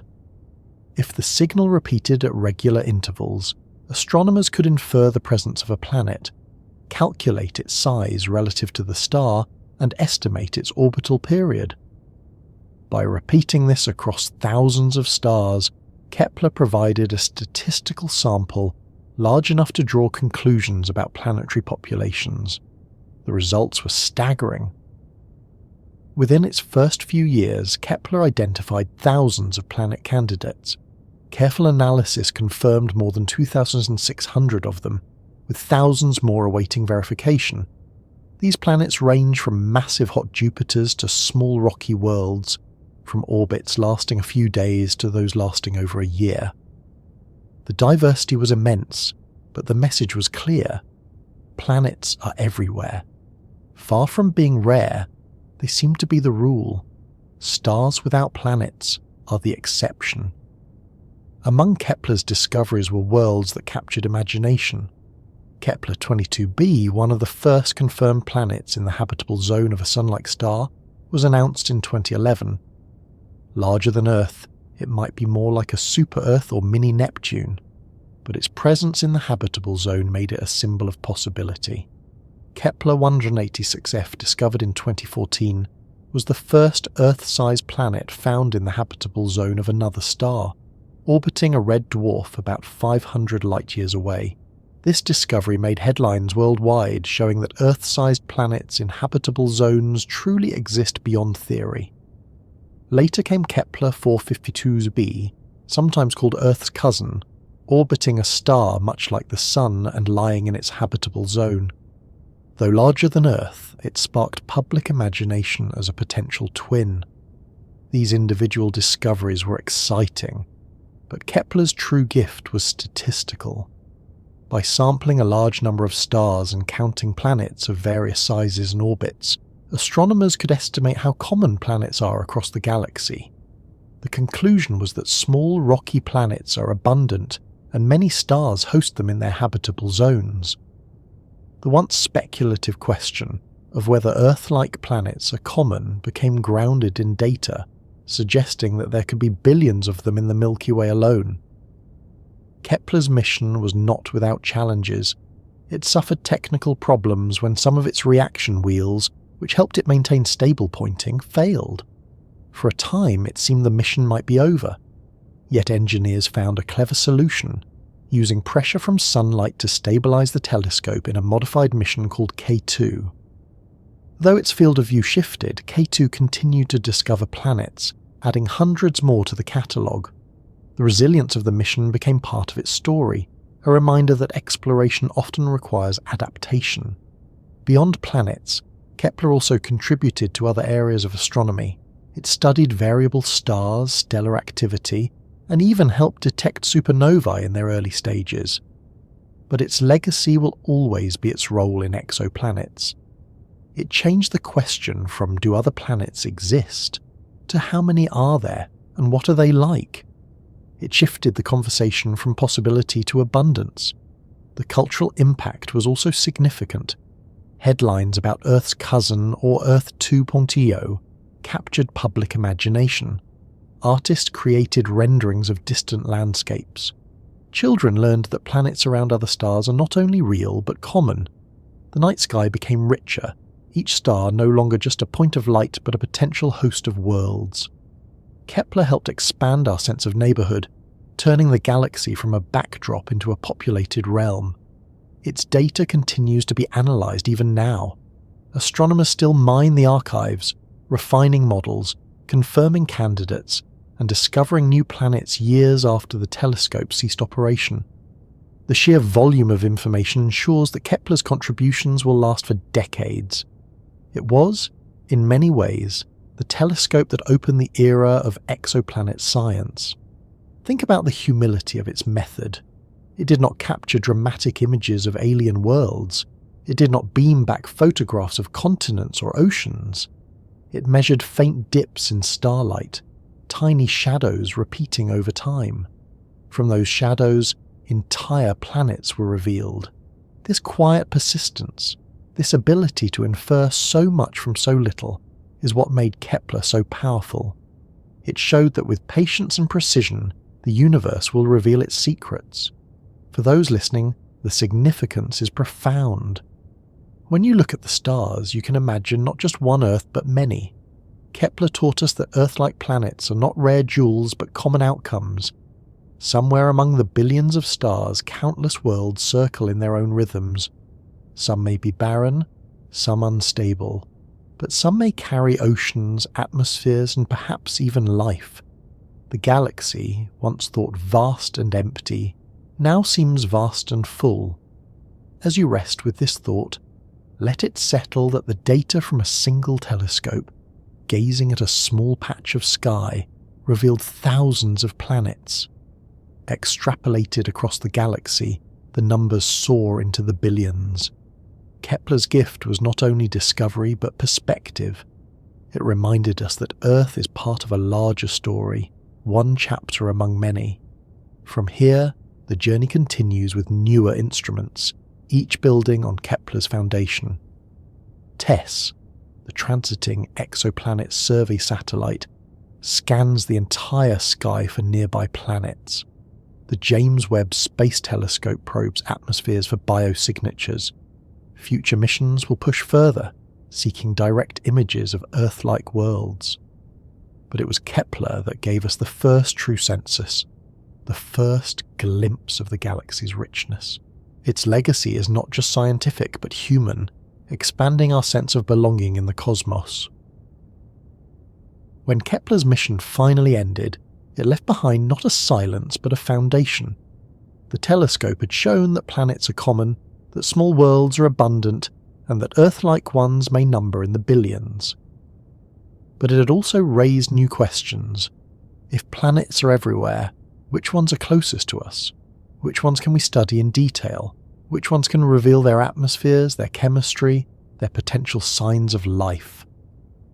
To answer these questions, new instruments were needed, each building on Kepler's legacy and extending the search in new directions. This is where missions like TESS and the James Webb Space Telescope enter the story, joined by future concepts that promise to carry the search even further. TESS, the Transiting Exoplanet Survey satellite launched in 2018, was designed to continue what Kepler began, but with a different approach. Where Kepler stared at a small patch of sky, TESS scans almost the entire sky in segments, surveying the brightest and nearest stars. Its cameras cover large swathes at a time, monitoring hundreds of thousands of stars for transits. The difference in strategy matters. Kepler found thousands of planets, but most of them orbit stars hundreds or even thousands of light years away, too distant for detailed follow-up. TESS, by focusing on nearby stars, finds planets much closer, some within just tens of light years. These nearby planets are more accessible for study with other telescopes, making them prime candidates for atmospheric analysis. In its first years, TESS has already identified thousands of planet candidates and confirmed hundreds. Many are small, rocky worlds, some in habitable zones.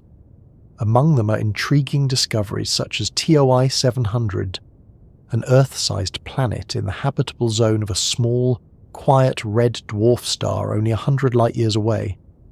Others include super-Earths and mini-Neptunes orbiting nearby stars bright enough for follow-up. Each new discovery adds to the growing catalogue, but more importantly, it provides targets that can be studied in greater detail by instruments like the James Webb Space Telescope. James Webb, launched in late 2021, represents the next great leap in our ability to study exoplanets. While Kepler and TESS find planets by transits, Webb is designed to analyse their atmospheres with unprecedented sensitivity. When a planet passes in front of its star, Webb can collect the starlight filtering through its atmosphere and spread it into a spectrum. From this spectrum, it can detect molecules like water vapour, carbon dioxide, methane, and potentially even oxygen. For the first time, we have a tool powerful enough to probe the chemistry of distant worlds and look for hints of habitability, or perhaps even biosignatures. Already, Webb has begun to deliver results. It has studied the atmospheres of gas giants, detecting water vapour, carbon dioxide, and other molecules. It has examined smaller planets, providing data that will refine our models of what kinds of atmospheres are possible. The challenge remains greatest for Earth-sized planets in habitable zones, which produce faint signals. Yet Webb's capabilities are extraordinary, and with enough observing time, it may begin to reveal the first detailed glimpses of truly Earth-like conditions elsewhere. Beyond Webb, future missions are being planned to push the frontier further. Concepts like LUVOIR, the Large Ultraviolet Optical Infrared Surveyor, and HabEx, the Habitable Exoplanet Observatory, envision telescopes large enough to directly image Earth-sized planets around Sun-like stars. With advanced coronagraphs or star shades, they could block the glare of stars and capture the faint reflected light of planets themselves.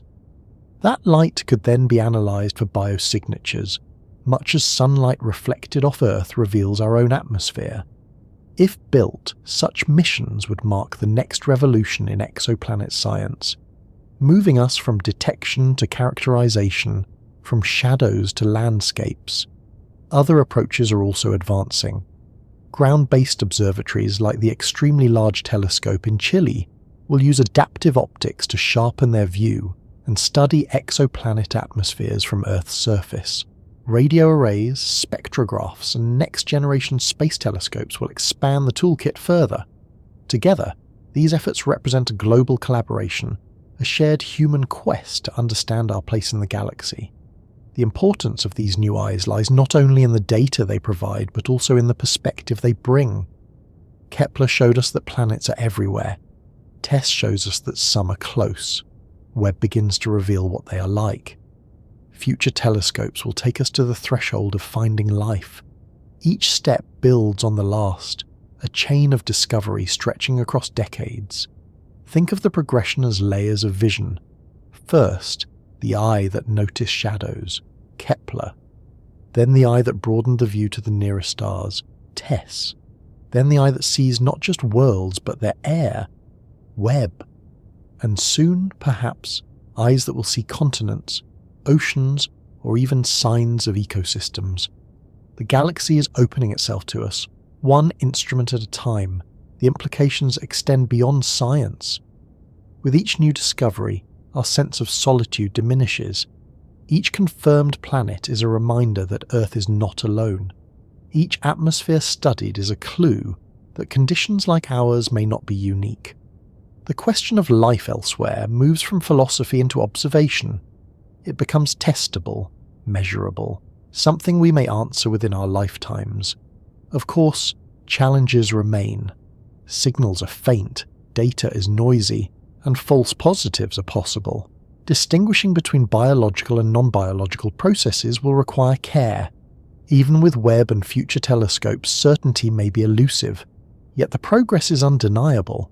A few decades ago, exoplanets were unknown. Today, they are counted in thousands. Tomorrow, we may know their atmospheres in detail. The arc of discovery is clear, and it bends toward answers. As you reflect on this, imagine the quiet persistence of these instruments. Kepler, staring at a patch of sky for years, never blinking. Tess scanning the heavens tile by tile, building a mosaic of worlds. Webb unfolding in space, its mirrors aligned with delicate precision, capturing photons that travelled for hundreds of light years before reaching it. Each instrument is a tool, but also a symbol of human curiosity, of our desire to see beyond ourselves. The story does not end with Webb. Future generations will build even larger telescopes, deploy even more sensitive instruments, and perhaps send probes to the nearest stars. But for now, we're in a golden age of discovery. Each year brings new announcements of planets, some rocky, some watery, some perhaps habitable. Each adds to the growing picture of a galaxy alive with possibility. With so many planets found, with so much data collected, how many Earth-like worlds can we truly expect? When we think about other worlds, the imagination often leaps to alien landscapes or the possibility of life. But before those dreams can take shape, the numbers themselves must be considered. Statistics may seem quiet, abstract, even dry, yet in the case of exoplanets, they tell a story almost as wondrous as the discoveries themselves. By counting carefully, by analysing patiently, astronomers have begun to estimate how many Earth-like planets may truly exist in our galaxy. The numbers, while cautious, point toward abundance. They suggest that the night sky is not simply dotted with stars, but filled with possibilities, far more than our senses alone can reveal. The starting point is the tally of confirmed exoplanets. As of today, thousands have been catalogued, with many more candidates awaiting confirmation. These detections come from a variety of methods: transits, radial velocity, microlensing, direct imaging, and each method has its own strengths and biases.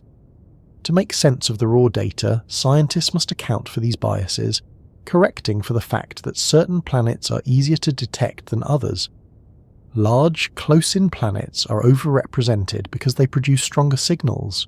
Small, Earth-sized planets, especially those in wide orbits, are underrepresented because they are harder to see. Statistical models adjust for this imbalance, allowing astronomers to estimate the unseen population. From these corrections emerges a striking conclusion. Planets are more common than stars. Nearly every star seems to have at least one, and many have multiple. On average, there may be 1 to 2 planets per star, meaning hundreds of billions of planets in the Milky Way. But the key question is how many of these are Earth-like, rocky, Earth-sized and inhabitable zones. The statistics here are more uncertain, yet still encouraging. Analyses of Kepler's data suggest that roughly 20% of Sun-like stars may host an Earth-sized planet in the habitable zone. Some studies place the fraction lower, perhaps 10%. Others, using different assumptions, place it higher, closer to 30%. Even at the most conservative estimate, the numbers are staggering. If there are 100 billion stars in the galaxy, and only 10% of Sun-like stars host an Earth-sized planet in the habitable zone, that still yields billions of potential Earth-like worlds. If the higher estimates are closer to reality, the number climbs into tens of billions. Red dwarfs complicate the picture further. They are the most common type of star, making up perhaps 70% of the galaxy's population. Their habitable zones are much closer in, and many planets have already been detected orbiting them. If red dwarfs commonly host Earth-sized planets in these zones, the total number of potentially habitable worlds could increase dramatically. Some studies suggest that nearly half of all red dwarfs may host such planets. If that is true, then Earth-like conditions could be scattered across the galaxy by the tens of billions, perhaps more. These numbers are not precise. They depend on assumptions about what counts as Earth-like, on models of planetary distributions, on incomplete samples. Yet the consistency across studies is telling. No matter the details, the answer is never few. It is always many. The quiet statistics point in one direction: abundance. Earth-like planets are not rare jewels, but a common outcome of star formation. To appreciate this, consider the vastness of the galaxy. The Milky Way stretches about 100,000 light-years across, with hundreds of billions of stars scattered through its spiral arms. Imagine distributing even 1 billion Earth-like planets among them. That would mean one for every 100 stars or so, sprinkled across the disk. From our perspective, they would be scattered everywhere, some near, some far, some perhaps orbiting the very stars you see above you on a clear night. The nearest candidates are already known. Proxima Centauri b, orbiting the closest star to the Sun, lies in its habitable zone. Other nearby systems, like TRAPPIST-1, host multiple Earth-sized planets in or near habitable zones. These are not distant, unreachable stars on the far side of the galaxy.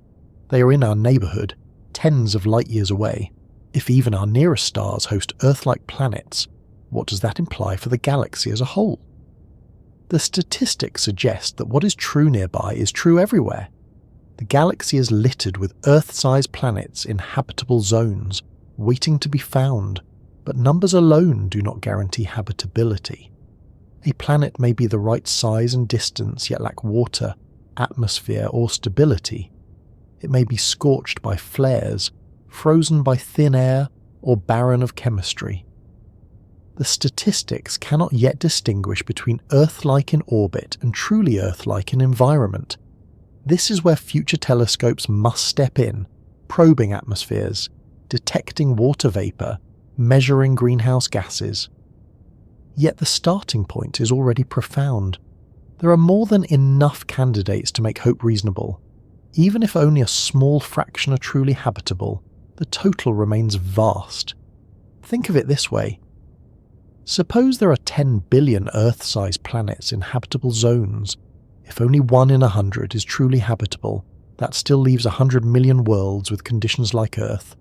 If only 1 in 1,000, that is still 10 million. Even if nature is stingy, the sheer scale ensures that possibilities remain abundant. The galaxy is too large, the numbers too high, for Earth to stand alone. The statistics also help guide future searches. Knowing that small, rocky planets are common allows scientists to prioritize certain stars, certain distances, certain instruments.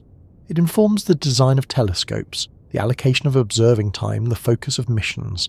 Without the numbers, the search would be blind. With them, it becomes targeted. Kepler's legacy lies not only in the planets it discovered, but in the statistical framework it provided. Tess and Webb build on this, refining the numbers, filling in gaps and moving from quantity to quality. These numbers also touch philosophy. For centuries, humans debated whether Earth was unique. Many traditions placed us at the centre of creation, singular and alone. The discovery of exoplanets shifted that perspective. The statistics reinforce it. Earth is not the only rocky planet in a habitable zone. It is one among billions. This realization does not diminish our world but connects it to a larger pattern. It says that what happened here may happen elsewhere, that life may not be an accident but a possibility woven into the galaxy itself. As you rest with this, imagine the quiet sky above as filled with hidden neighbours, not visible, not yet confirmed, but statistically likely. Each star a chance, each chance multiplied into billions. The numbers whisper abundance, not scarcity. They tell us that the galaxy is fertile ground, that Earth's story is not singular but part of a chorus. If Earth-like planets are common, does that make Earth ordinary? Or are there reasons to think our planet is unusual, a rare combination of circumstances? The statistics provide one side of the answer. The philosophy of rarity provides the other. When the statistics suggest that Earth-like planets may number in the billions, the natural temptation is to assume that many of them must also be inhabited. If conditions for life are common, why should life itself not also be common? Yet there is another perspective, one that takes the opposite view. It argues that while simple, microbial life may appear often, complex and intelligent life may be extremely rare. This perspective is known as the rare Earth hypothesis, and it asks us to consider whether Earth is not just one among many habitable worlds, but one of very few where all the pieces aligned in just the right way. The rare Earth idea was popularised by the scientists Peter Ward and Donald Brownlee in a book published in 2000. Their argument built on a simple observation. Earth's habitability is not the result of one or two factors, but of many working together. A planet in the habitable zone is only the starting point. Add the right atmosphere, the right chemical balance, the presence of liquid water, geological activity, a stable orbit, a protective magnetic field, a relatively calm star, and even a large moon to stabilize axial tilt. Each of these factors contributes to stability over billions of years. Remove one, and the outcome might shift dramatically. Venus, for example, sits in nearly the same orbital neighbourhood as Earth, but lacks water and suffers from runaway greenhouse heating. Mars, though once wetter, lost its atmosphere and became a frozen desert. Earth alone in this solar system has the balance to sustain complex ecosystems. From this perspective, the galaxy may be full of planets that look Earth-like in size and orbit, but very few that actually maintain long-term stability. It may be common to find rocks with oceans, but rare to find worlds where plate tectonics recycle carbon, where magnetic fields protect air, where climates remain moderate for billions of years. It may be easy for microbial life to arise, but far harder for it to persist, diversify, and evolve into complex forms. The rare Earth hypothesis does not deny abundance.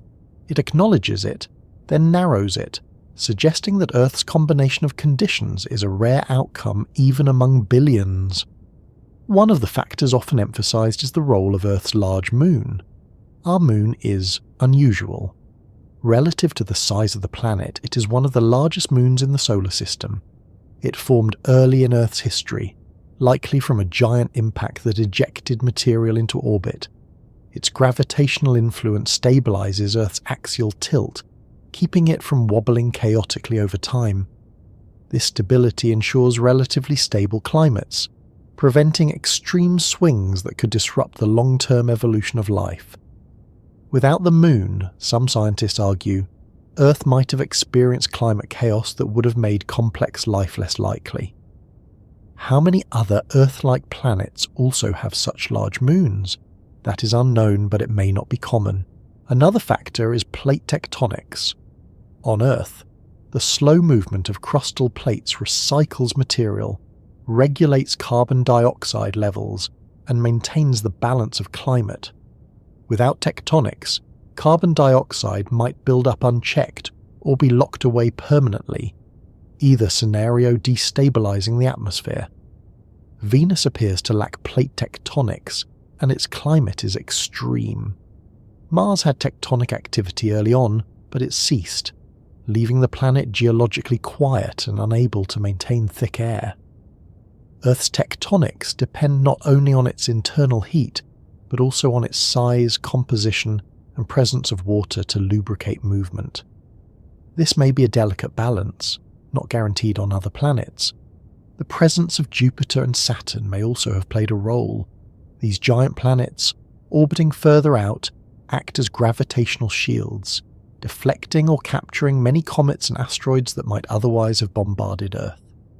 While impacts still occurred and shaped Earth's history, including the one that contributed to the extinction of the dinosaurs, the giants may have reduced the frequency enough for life to recover and thrive. In systems without such protective giants, smaller planets might be battered too often for stability. The rare Earth argument also considers the role of Earth's star. The Sun is stable, long-lived, and relatively quiet compared to many stars. Red dwarfs, though common, often flare violently, sending bursts of radiation that could strip atmospheres or sterilize surfaces. Large stars, though bright, live short lives, burning out before life has much chance to evolve. Earth benefits from orbiting a star that is both calm and enduring, providing billions of years of steady energy. This may not be rare, but it is not universal either. Beyond physical factors, the hypothesis points to the contingencies of evolution. On Earth, complex multicellular life arose only after billions of years of microbial dominance. Intelligence capable of technology arose only once in humans. Countless species lived and vanished without taking that step. Evolution is not a ladder but a branching tree, and intelligence is only one branch.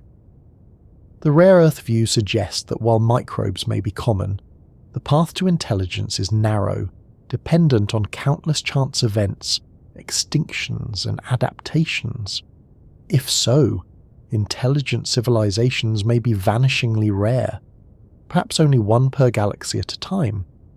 Critics argue that the rare Earth hypothesis may underestimate nature's resilience. Life on Earth has survived asteroid impacts, ice ages, and massive volcanic eruptions. Microbes thrive in boiling springs, deep-sea vents, and acidic lakes. They suggest that if life can adapt here, it may adapt elsewhere too, even under conditions very different from Earth's. They also point out that with only one example, we cannot know how rare or common Earth's path truly is. Perhaps many worlds follow similar courses, and Earth is not as unique as it seems. Yet the rare Earth perspective serves an important role. It tempers optimism with caution. It reminds us that Earth's habitability is the result of many interacting factors, not just size and orbit. It encourages us to refine our search, to look not only for planets in habitable zones, but for those with signs of geological activity, magnetic fields, and stable climates. It challenges us to think critically about what it really means for a planet to be Earth-like. For those listening, the rare Earth hypothesis offers both humility and gratitude. It suggests that Earth is not just one of many, but one of few, that our planet is extraordinary, a rare balance of conditions, a jewel not easily duplicated. This does not mean the galaxy is empty, but it means that life like ours may be precious. It casts Earth not as ordinary but as exceptional, and that realization deepens our sense of responsibility toward it. Still, the story is not complete without the opposite perspective. For every scientist who argues that Earth is rare, another argues that it is ordinary. The rare Earth hypothesis suggests that Earth may be one of very few planets where all the right conditions aligned, but there is another way to see the same evidence. It is called the mediocrity principle, and it starts from a simple idea. Earth is probably not special. For centuries, humanity has been shifting away from the assumption of uniqueness. Once, we thought Earth was the centre of the universe. Then we learned it orbits the Sun, which itself is one star among many. The Milky Way, once thought to be the whole universe, is now known to be one galaxy among billions. At each step, the picture of specialness has been reduced, replaced by the idea that Earth and humanity occupy an ordinary place in an ordinary cosmos. The The mediocrity principle applies this same reasoning to planets, arguing that Earth is not rare but typical. The logic is straightforward. If there are hundreds of billions of stars in the Milky Way, and most of them have planets, then there are hundreds of billions of planets as well. If even a small fraction are rocky and lie in habitable zones, the total number of potentially Earth-like worlds is vast. Earth is one of them, not unique, not privileged, but simply one outcome among many. Just as no person can reasonably claim to be the statistical centre of humanity, Earth cannot reasonably claim to be the statistical centre of planets. By this reasoning, it would be surprising if Earth were unusual. The more likely conclusion is that Earth is typical. The mediocrity principle is rooted in the Copernican principle, named after Nicholas Copernicus, whose model displaced Earth from the centre of the universe. That principle holds that we should not assume we occupy a special or privileged position. Applied broadly, it suggests that our planet, our star, our galaxy, even our species, are probably ordinary examples of larger populations. It is not that Earth has no remarkable qualities, every planet does, but that in the grand scheme those qualities are not unique. There are likely many planets with oceans, many with atmospheres, many with climates suitable for life. Evidence supports this view. Kepler and TESS have shown that small rocky planets are common. Red dwarfs, the most abundant stars, often host planets in their habitable zones. Sun-like stars also appear to have Earth-sized planets with surprising frequency. The sheer numbers argue against rarity. If billions of candidates exist, then Earth is not a fluke, but an expected outcome of natural processes. The chemistry that produced water, rocks, and air here is the same chemistry that exists throughout the galaxy. Hydrogen, oxygen, carbon, and nitrogen are among the most common elements. The conditions that shaped Earth are not exotic. They are built into the fabric of the cosmos. Consider life itself. On Earth, it appeared early, within a few 100 million years of the planet cooling. This rapid emergence suggests that once conditions were suitable, life began almost immediately. If that is true here, why not elsewhere? The mediocrity principle suggests that life is not a rare accident, but a natural outcome whenever the right ingredients meet. Microbial life may not be exceptional but common. If so, planets with oceans and atmospheres could be alive throughout the galaxy. The leap from simple life to complex life is more debated, but even here the mediocrity principle urges caution against assuming uniqueness. Earth's path to multicellularity may seem long, but given billions of years and stable conditions, it may be a likely step rather than an extraordinary one. Intelligence too may not be as rare as the rare Earth view suggests. Evolution is filled with examples of problem-solving, communication, and social behaviour. Dolphins, elephants, crows, and primates all show glimmers of intelligence.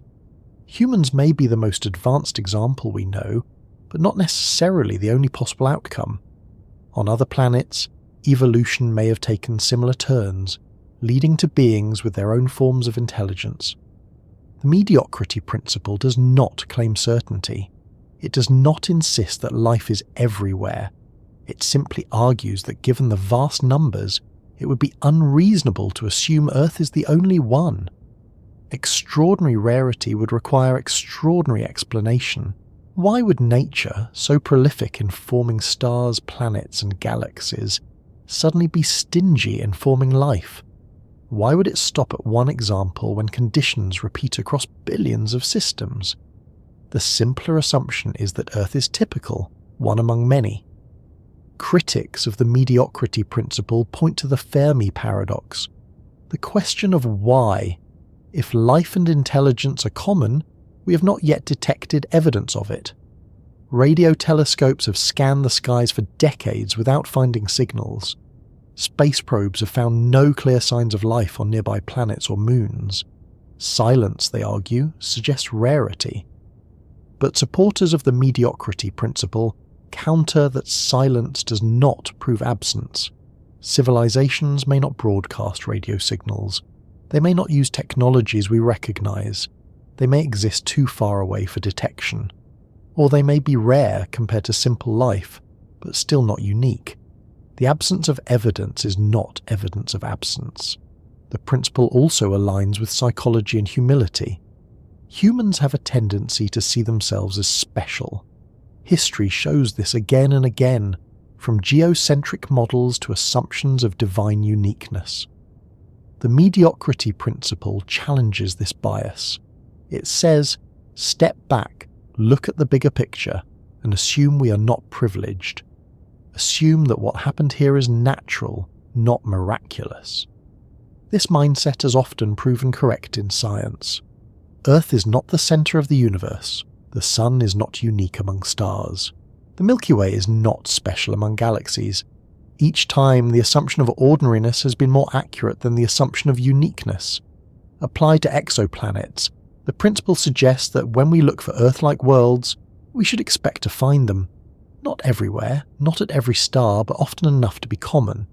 It also suggests that life, at least microbial life, may be widespread. Whether complex life and intelligence are equally widespread is still open, but the starting assumption should not be rarity. It should be mediocrity, that Earth is average, and what happened here is likely to happen elsewhere. For those listening, this perspective can be strangely comforting. It means we are not isolated. It means Earth's story is part of a larger pattern. It suggests that the galaxy may be filled with cousins, worlds where chemistry has given rise to biology, where evolution has crafted ecosystems, where perhaps intelligence has emerged.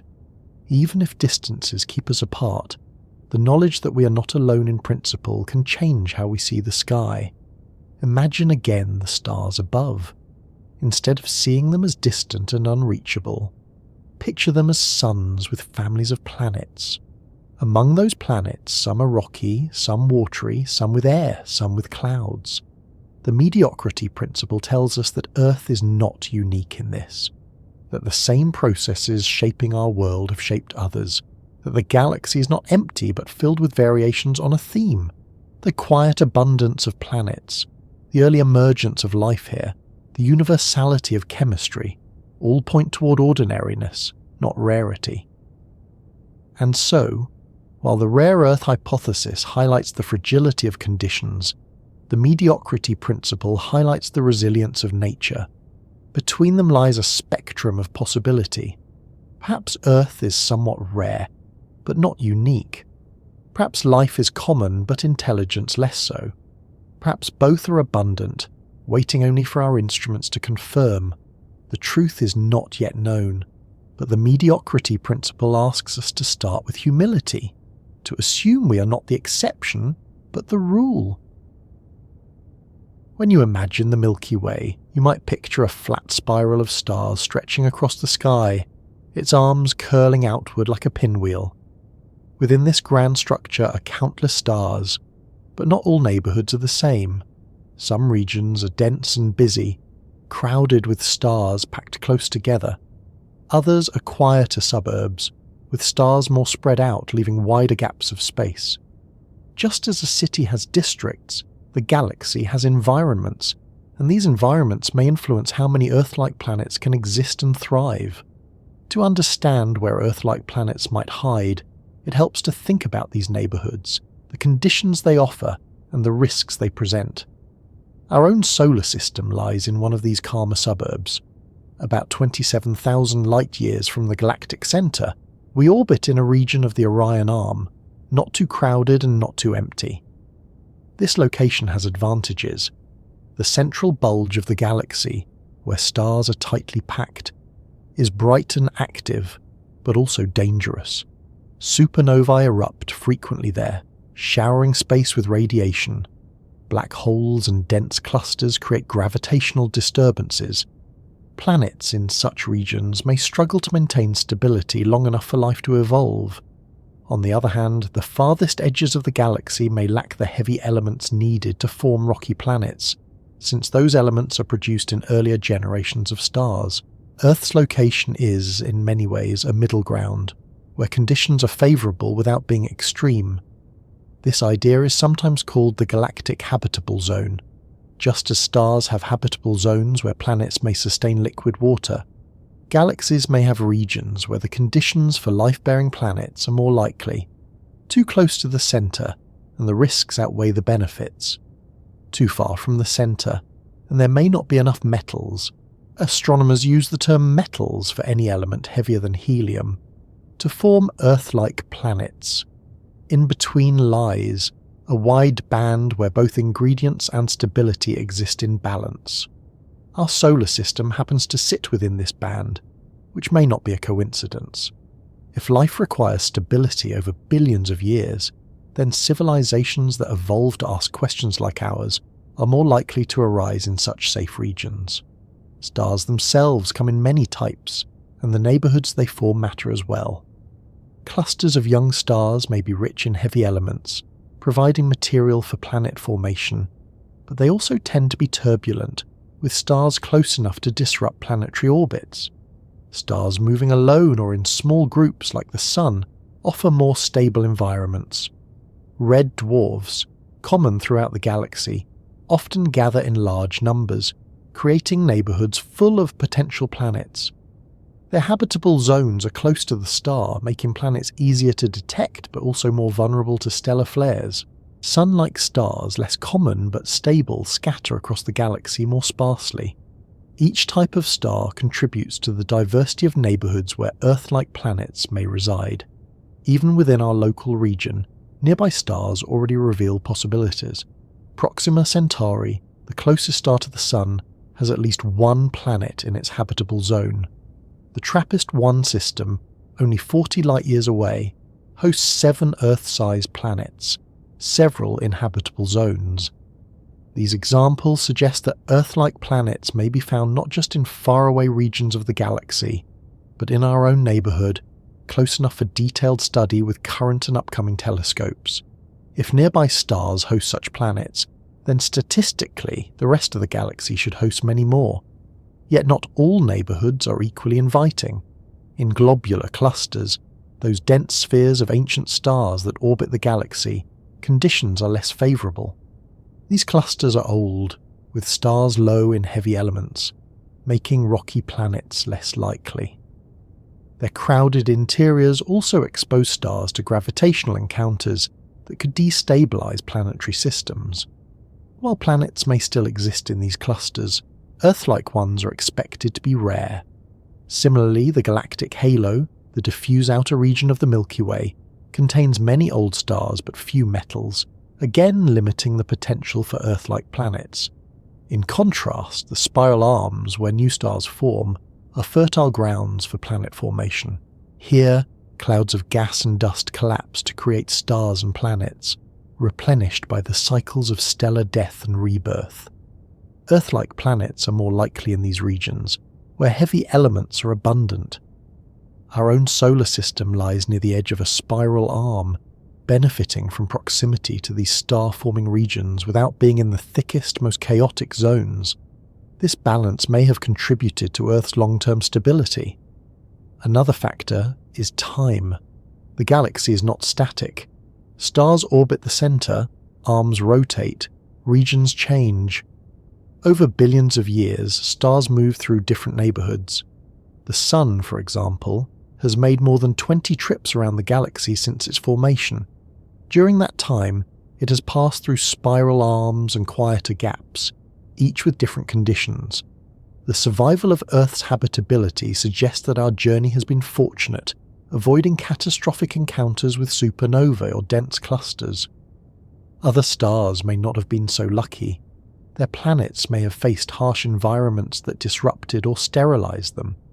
This means that not only where a star forms, but where it travels, may influence whether its planets can sustain life. The galactic neighbourhood also raises questions about communication and discovery.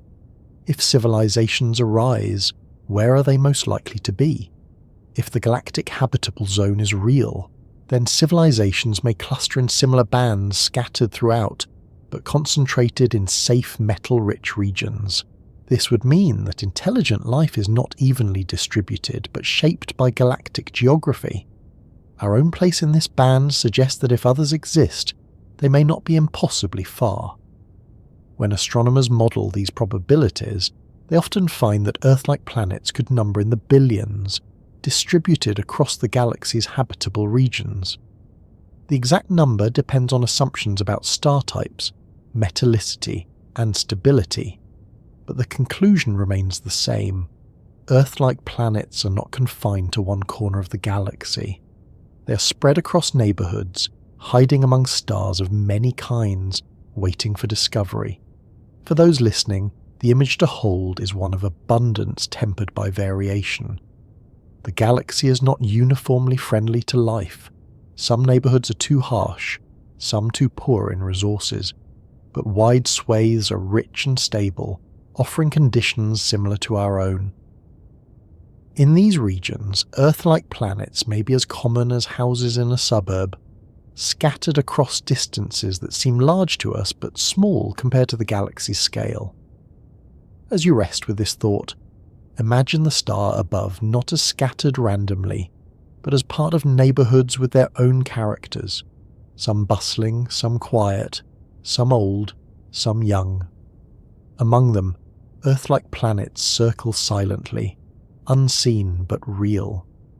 They may lie close to familiar stars or in distant arms, but statistically, they are there, hidden in the structure of the galaxy. The challenge for us is to find them, to listen for their signals, to understand their conditions. And as the search expands, it becomes clear that Earth-like may not mean identical. Life may arise in places stranger than our definitions allow. When we speak of Earth-like planets, we often picture places that closely resemble our own: rocky surfaces, oceans of liquid water, breathable air, and a comfortable orbit in the habitable zone of a star. But the universe may be more inventive than that. Life may not be confined to worlds that mirror Earth exactly. It may find ways to survive in places stranger, harsher, or more unusual than our narrow definitions allow. If our goal is to consider how many potentially habitable places exist in the galaxy, then we must widen our imagination beyond planets that fit Earth's mold. We must consider moons, subsurface oceans, and environments where heat and chemistry provide possibilities, even in the absence of familiar sunlight. Our own solar system offers examples. Take Europa, one of Jupiter's largest moons. From a distance, it appears cold and desolate, its surface a shell of ice crisscrossed with cracks and ridges. Temperatures are far below freezing, and sunlight is faint so far from the sun. Yet beneath the ice lies an ocean of liquid water, kept warm by tidal heating as Jupiter's gravity flexes Europa's interior. That hidden ocean may contain more water than all of Earth's oceans combined. If life requires liquid water, Europa is a candidate, even though it lies far outside the traditional habitable zone. The same is true for Enceladus, a small moon of Saturn, where geysers of water vapor erupt into space from cracks in the icy crust. These plumes suggest a global ocean beneath, again warmed by tidal forces. Such environments remind us that habitability is not just about distance from a star, but about energy, chemistry, and stability. Even Titan, Saturn's largest moon, expands our imagination.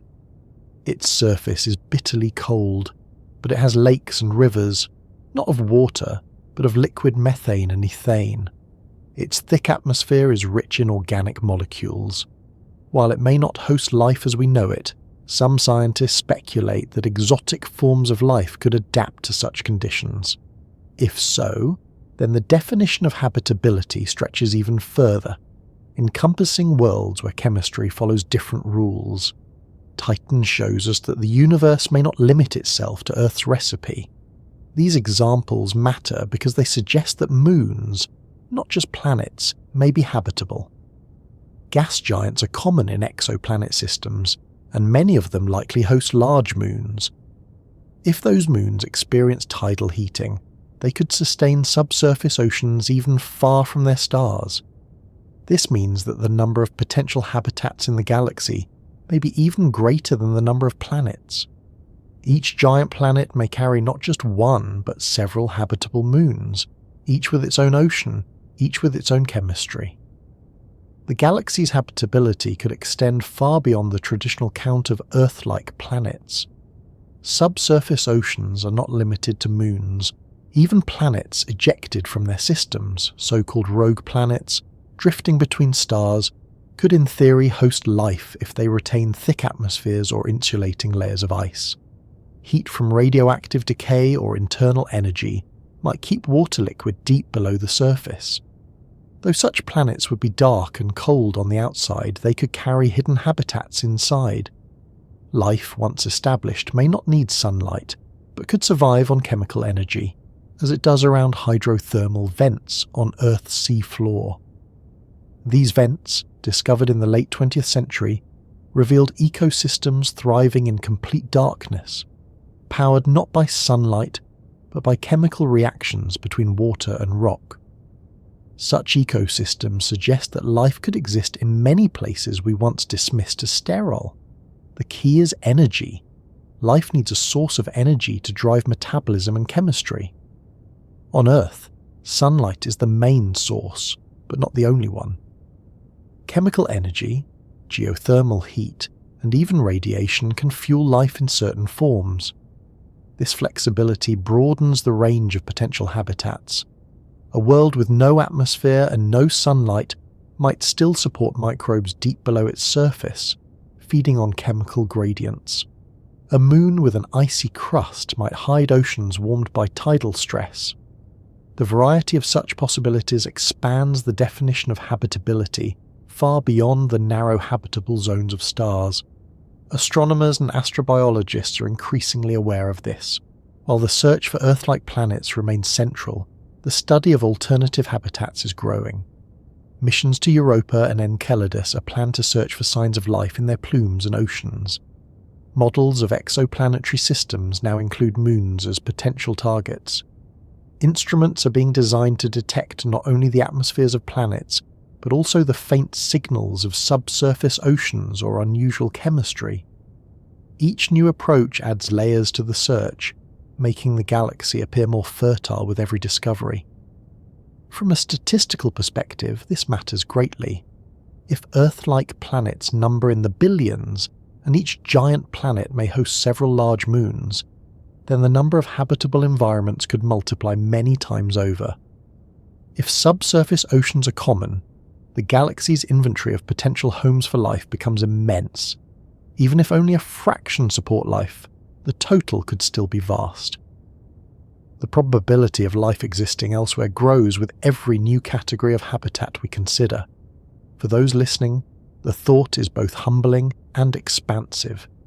It means that when we look for life, we should not limit ourselves to mirrors of Earth. The cosmos may host life in forms we do not yet imagine, adapted to conditions we might find hostile. Life may be more versatile, more resilient, and more widespread than our narrow definitions suggest. To assume that only Earth-like planets matter is to underestimate the creativity of nature. At the same time, this perspective does not diminish the search for Earth's true twins. Planets like ours remain the most promising targets for detecting familiar biosignatures, the ones we know how to recognize. But the broader view reminds us to remain open, to avoid assuming that life must follow our path. The universe has had billions of years and countless worlds in which to experiment. It may have produced diversity far beyond our expectations. This broader perspective also helps us prepare for surprises. If we someday detect a biosignature on a planet or moon unlike Earth, we will be better equipped to understand it. If we find ecosystems thriving in subsurface oceans, we will know that habitability is not confined to the surface of planets in habitable zones. Such discoveries would not only expand science, but reshape our philosophy of life. They would show that biology is not fragile but robust, not rare but adaptable. As you reflect on this, consider the hidden worlds within our own solar system. Europa, Enceladus, Titan, and others remind us that life may lurk in places we cannot yet see. If that is true here, in one small corner of the galaxy, then what of the billions of other systems? How many moons, oceans, and strange habitats may circle distant stars, unseen but real? The numbers could be overwhelming, adding layers of possibility to the already vast statistics of planets. From this broadened view, the search for Earth-like planets becomes part of a larger quest. It is not just about finding a twin, but about mapping the full diversity of habitable places. It is about asking where life can exist, not only where it exists like ours. This shift deepens the story of abundance, making the galaxy appear even richer. The discoveries of exoplanets, the statistics of habitability, and the widening definition of what makes a world suitable for life all lead naturally to one question: how will we explore them? It is one thing to detect shadows in starlight or molecules in spectra. It is another to send instruments across the vast distances of space. The gap between discovery and direct exploration is immense, but it is also where imagination meets engineering. The future of exploration lies in a combination of robots, probes, and distant dreams of travel. Each represents a step on a long road, one that humanity has already begun to walk. Robotic exploration has always been our first step into new realms. On Earth's moon, it was robotic landers and rovers that prepared the way for humans. On Mars, it has been robots that have rolled across the surface, drilled into rocks, and searched for signs of past habitability.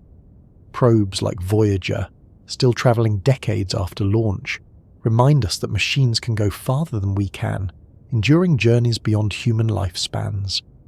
As the search for Earth-like worlds expands, robots will remain our pioneers, reaching places too distant or dangerous for humans, carrying instruments designed to detect, analyse, and transmit. The next decades will see missions to nearby candidates within our own solar system, places like Europa, Enceladus, and Titan. NASA's Europa Clipper is scheduled to launch in the 2020s, designed to fly past Europa dozens of times, mapping its surface and searching for signs of its hidden ocean. The European Space Agency's JUICE mission will explore Jupiter's icy moons, focusing on Ganymede as well. On Titan, the Dragonfly mission will deliver a rotorcraft capable of flying across the surface, sampling chemistry and searching for prebiotic molecules. These missions are not just about our solar system. They are test runs for methods and technologies that may one day be applied to exoplanets.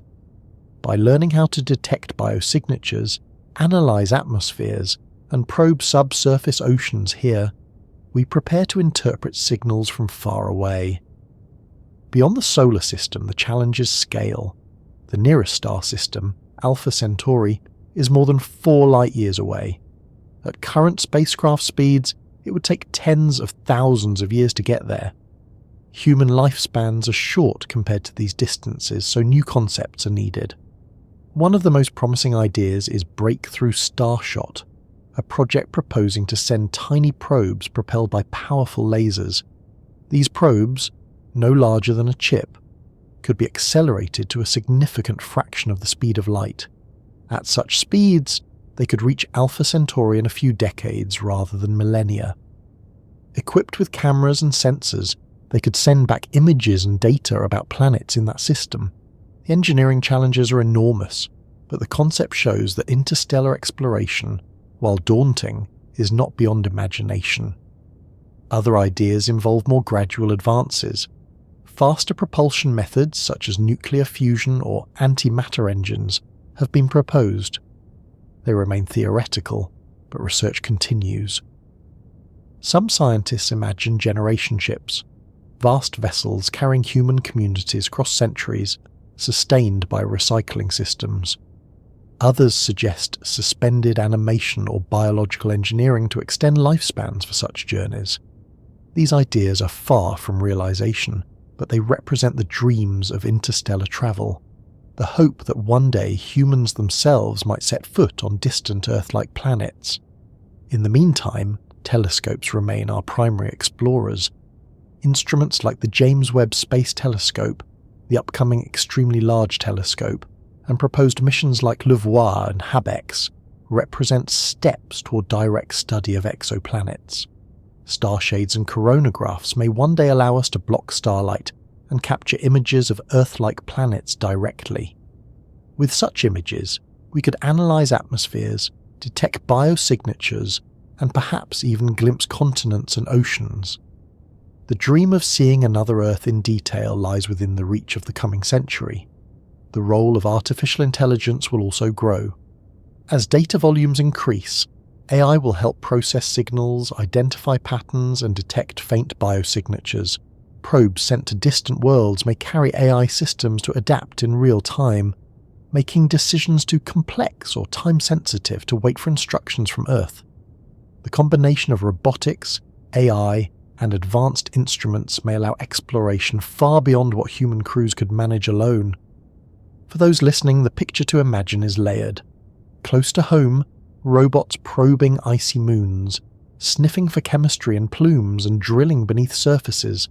Slightly farther out, telescopes gazing at exoplanets, breaking down their light into spectra that reveal air and water. On the horizon, concepts for interstellar probes, tiny sails pushed by light, racing to nearby stars. And in the far future, perhaps human journeys, generation ships, or technologies we cannot yet predict. Each layer represents a step, building on the last, moving us closer to the reality of exploring Earth-like planets directly. These dreams of travel are not only technical but philosophical. They raise questions about our role in the cosmos. If we find Earth-like planets, do we have the right to visit them? What if they host life? Should we protect them or seek to settle them?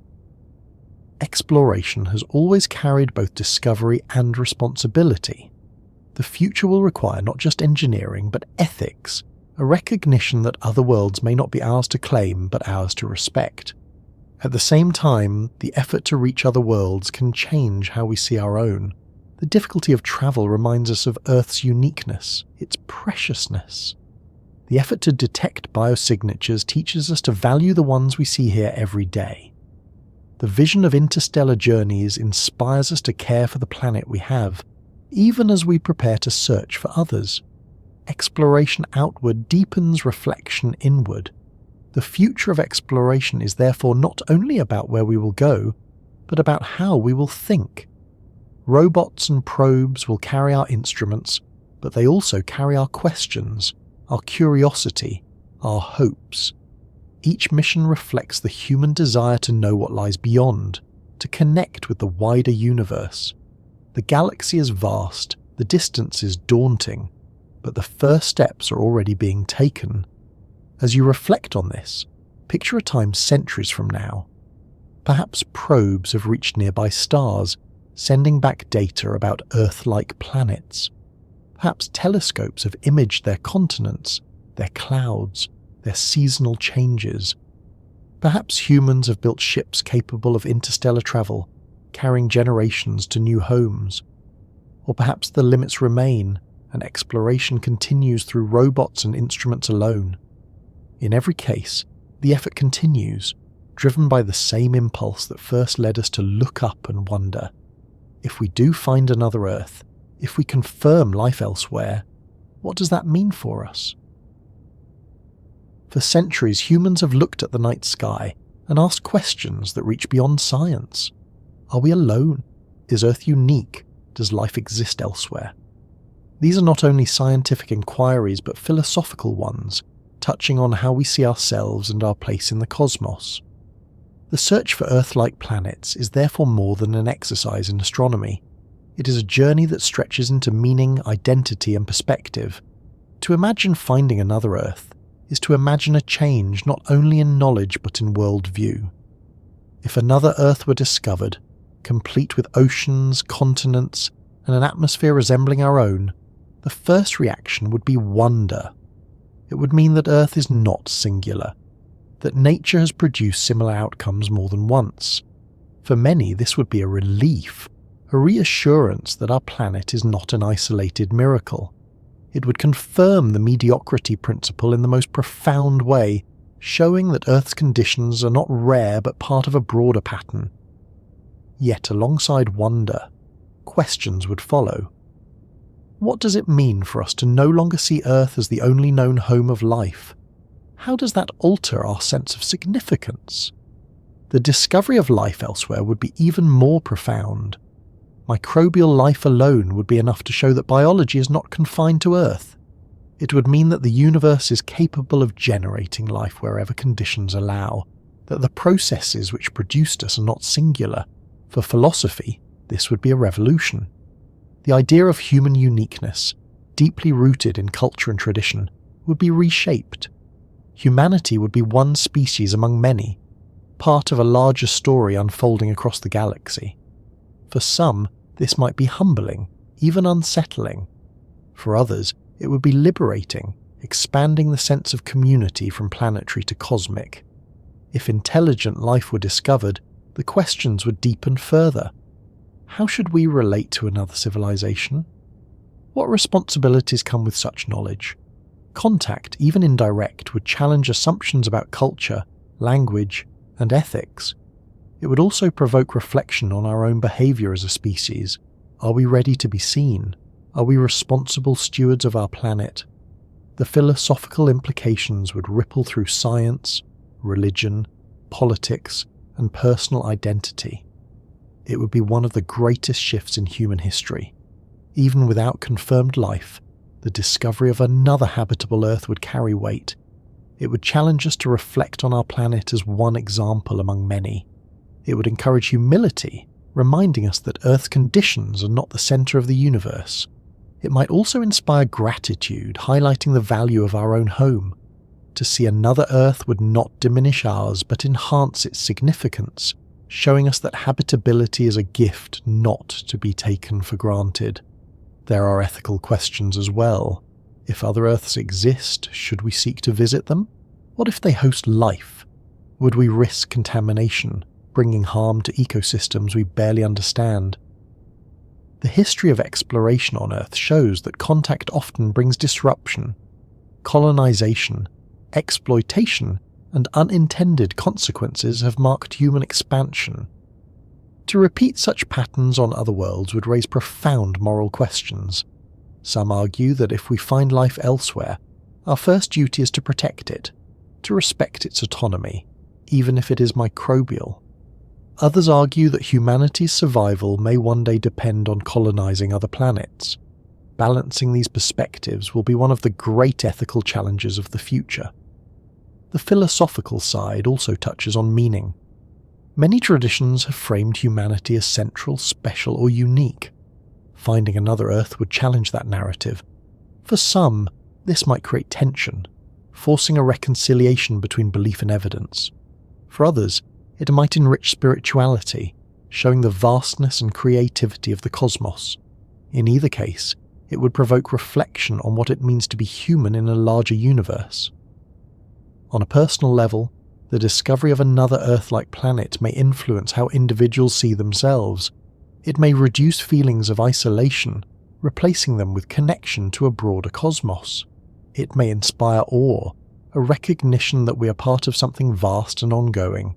It may also raise existential questions, prompting people to ask what role humanity plays in a galaxy where life may not be unique. Such questions may not have easy answers, but they are part of the value of exploration. They force us to think more deeply about ourselves. At the same time, the search itself already has philosophical impact. Even without definitive discoveries, the act of looking changes us. It shifts our focus outward, encourages collaboration, and nurtures curiosity. Nations cooperate in building telescopes and sharing data. Scientists from diverse backgrounds contribute to a common quest. This pursuit of knowledge unites humanity in ways that transcend borders. The philosophy here is one of shared curiosity, of collective wonder. The search for another Earth reminds us that we are one species, living on one planet, asking questions together. There is also a perspective of time. Earth has been habitable for billions of years, and humans have existed for only a fraction of that. Civilizations rise and fall quickly compared to the age of planets and stars. The discovery of another Earth-like world would place our timeline in context. It would remind us that habitability lasts longer than civilizations, that planets endure while species come and go. This could inspire humility but also responsibility, encouraging us to think about how we care for Earth in the long term. The search for other Earths also reflects back on our own. To ask what makes a planet habitable is to ask what makes Earth habitable. To search for biosignatures elsewhere is to understand the signatures of life here. Every step outward deepens knowledge inward. The philosophy here is one of reflection. By looking for another Earth, we come to see our own more clearly. For those listening, the thought to hold is not only scientific but human. Another Earth, if found, would not simply be a new object in a catalogue. It would be a mirror showing us ourselves in a new light. It would change not only astronomy but culture, not only data but perspective. It would shift the horizon of what it means to be human. After all the questions, the numbers, the telescopes, and the possibilities scattered across the galaxy, there is always a point where the search returns to where it began, to Earth. For all the billions of stars and the billions of planets they may host, this is the only one we know for certain sustains life. It is the place where oceans stretch wide, where air fills lungs, where rocks and soil hold roots, where life in its endless variety thrives. To imagine other Earths is to imagine reflections of this one, and yet the planet beneath your feet is not just one among many. It is the only world we touch, the only home we share. Earth reminds us of what habitability means in practice. The idea of a habitable zone becomes real here, where oceans do not boil away or freeze solid, where climates allow diversity, and where life has persisted through upheavals for billions of years. Earth shows us what balance looks like. Greenhouse gases enough to warm but not overwhelm, water enough to cover but not drown, geological activity enough to recycle but not destroy. It is a delicate equilibrium, maintained over vast stretches of time, and it is easy to take for granted until it is threatened. Looking outward teaches us to value inward. When we ask how many Earth-like planets might exist, we're not only asking about distant places, we're also asking what makes this place habitable. We're reminding ourselves of the fragility of conditions that sustain us, the thinness of the atmosphere, the rarity of liquid water, the uniqueness of stability. Earth may not be rare in the galaxy, but it is rare to us. It is the one we can breathe, the one we can walk upon, the one we can love. Every discovery of another planet sharpens this perspective. Each exoplanet found, each spectrum analysed, each statistic refined, all point back here. They show us that Earth is not isolated, but they also show us that it is precious. Even if billions of other Earth-like planets exist, they are unimaginably distant, out of reach for now. This one is close. This one is immediate. This one is the ground beneath you. As humanity imagines travelling outward, settling new worlds, or contacting life beyond, Earth remains the training ground, the foundation. The atmosphere we breathe is the atmosphere we must learn to preserve. The oceans that cycle water are the oceans we must protect. The forests that produce oxygen are the forests we must care for. Earth is both an example and a responsibility. It is the laboratory of habitability, the place where we study life not as theory but as reality. The philosophical weight of returning home is that no matter what we find, Earth is irreplaceable. It is not simply one option among many. For us, it is the only option. Even if another Earth were discovered tomorrow, with blue oceans and green continents, it would be unreachable for generations. The distances are too vast, the challenges too great. Earth remains not only home but necessity. The future of humanity depends not on abandoning it, but on sustaining it. This perspective can shift how we live. To see Earth as one among billions may humble us, but to see it as the only one within reach may inspire us. The stars remind us of possibility, but the soil reminds us of responsibility. The galaxy may be full of potential Earths, but this one is certain, and it is ours to care for. for those listening, take a moment to feel that reality. Beneath your feet is the product of billions of years of balance, chance, and persistence. Around you is an atmosphere that shields you, an ocean that moderates climate, ecosystems that weave together into the fabric of life. These are not abstract statistics, but living truths. The Earth beneath you is not just a planet, it is your home.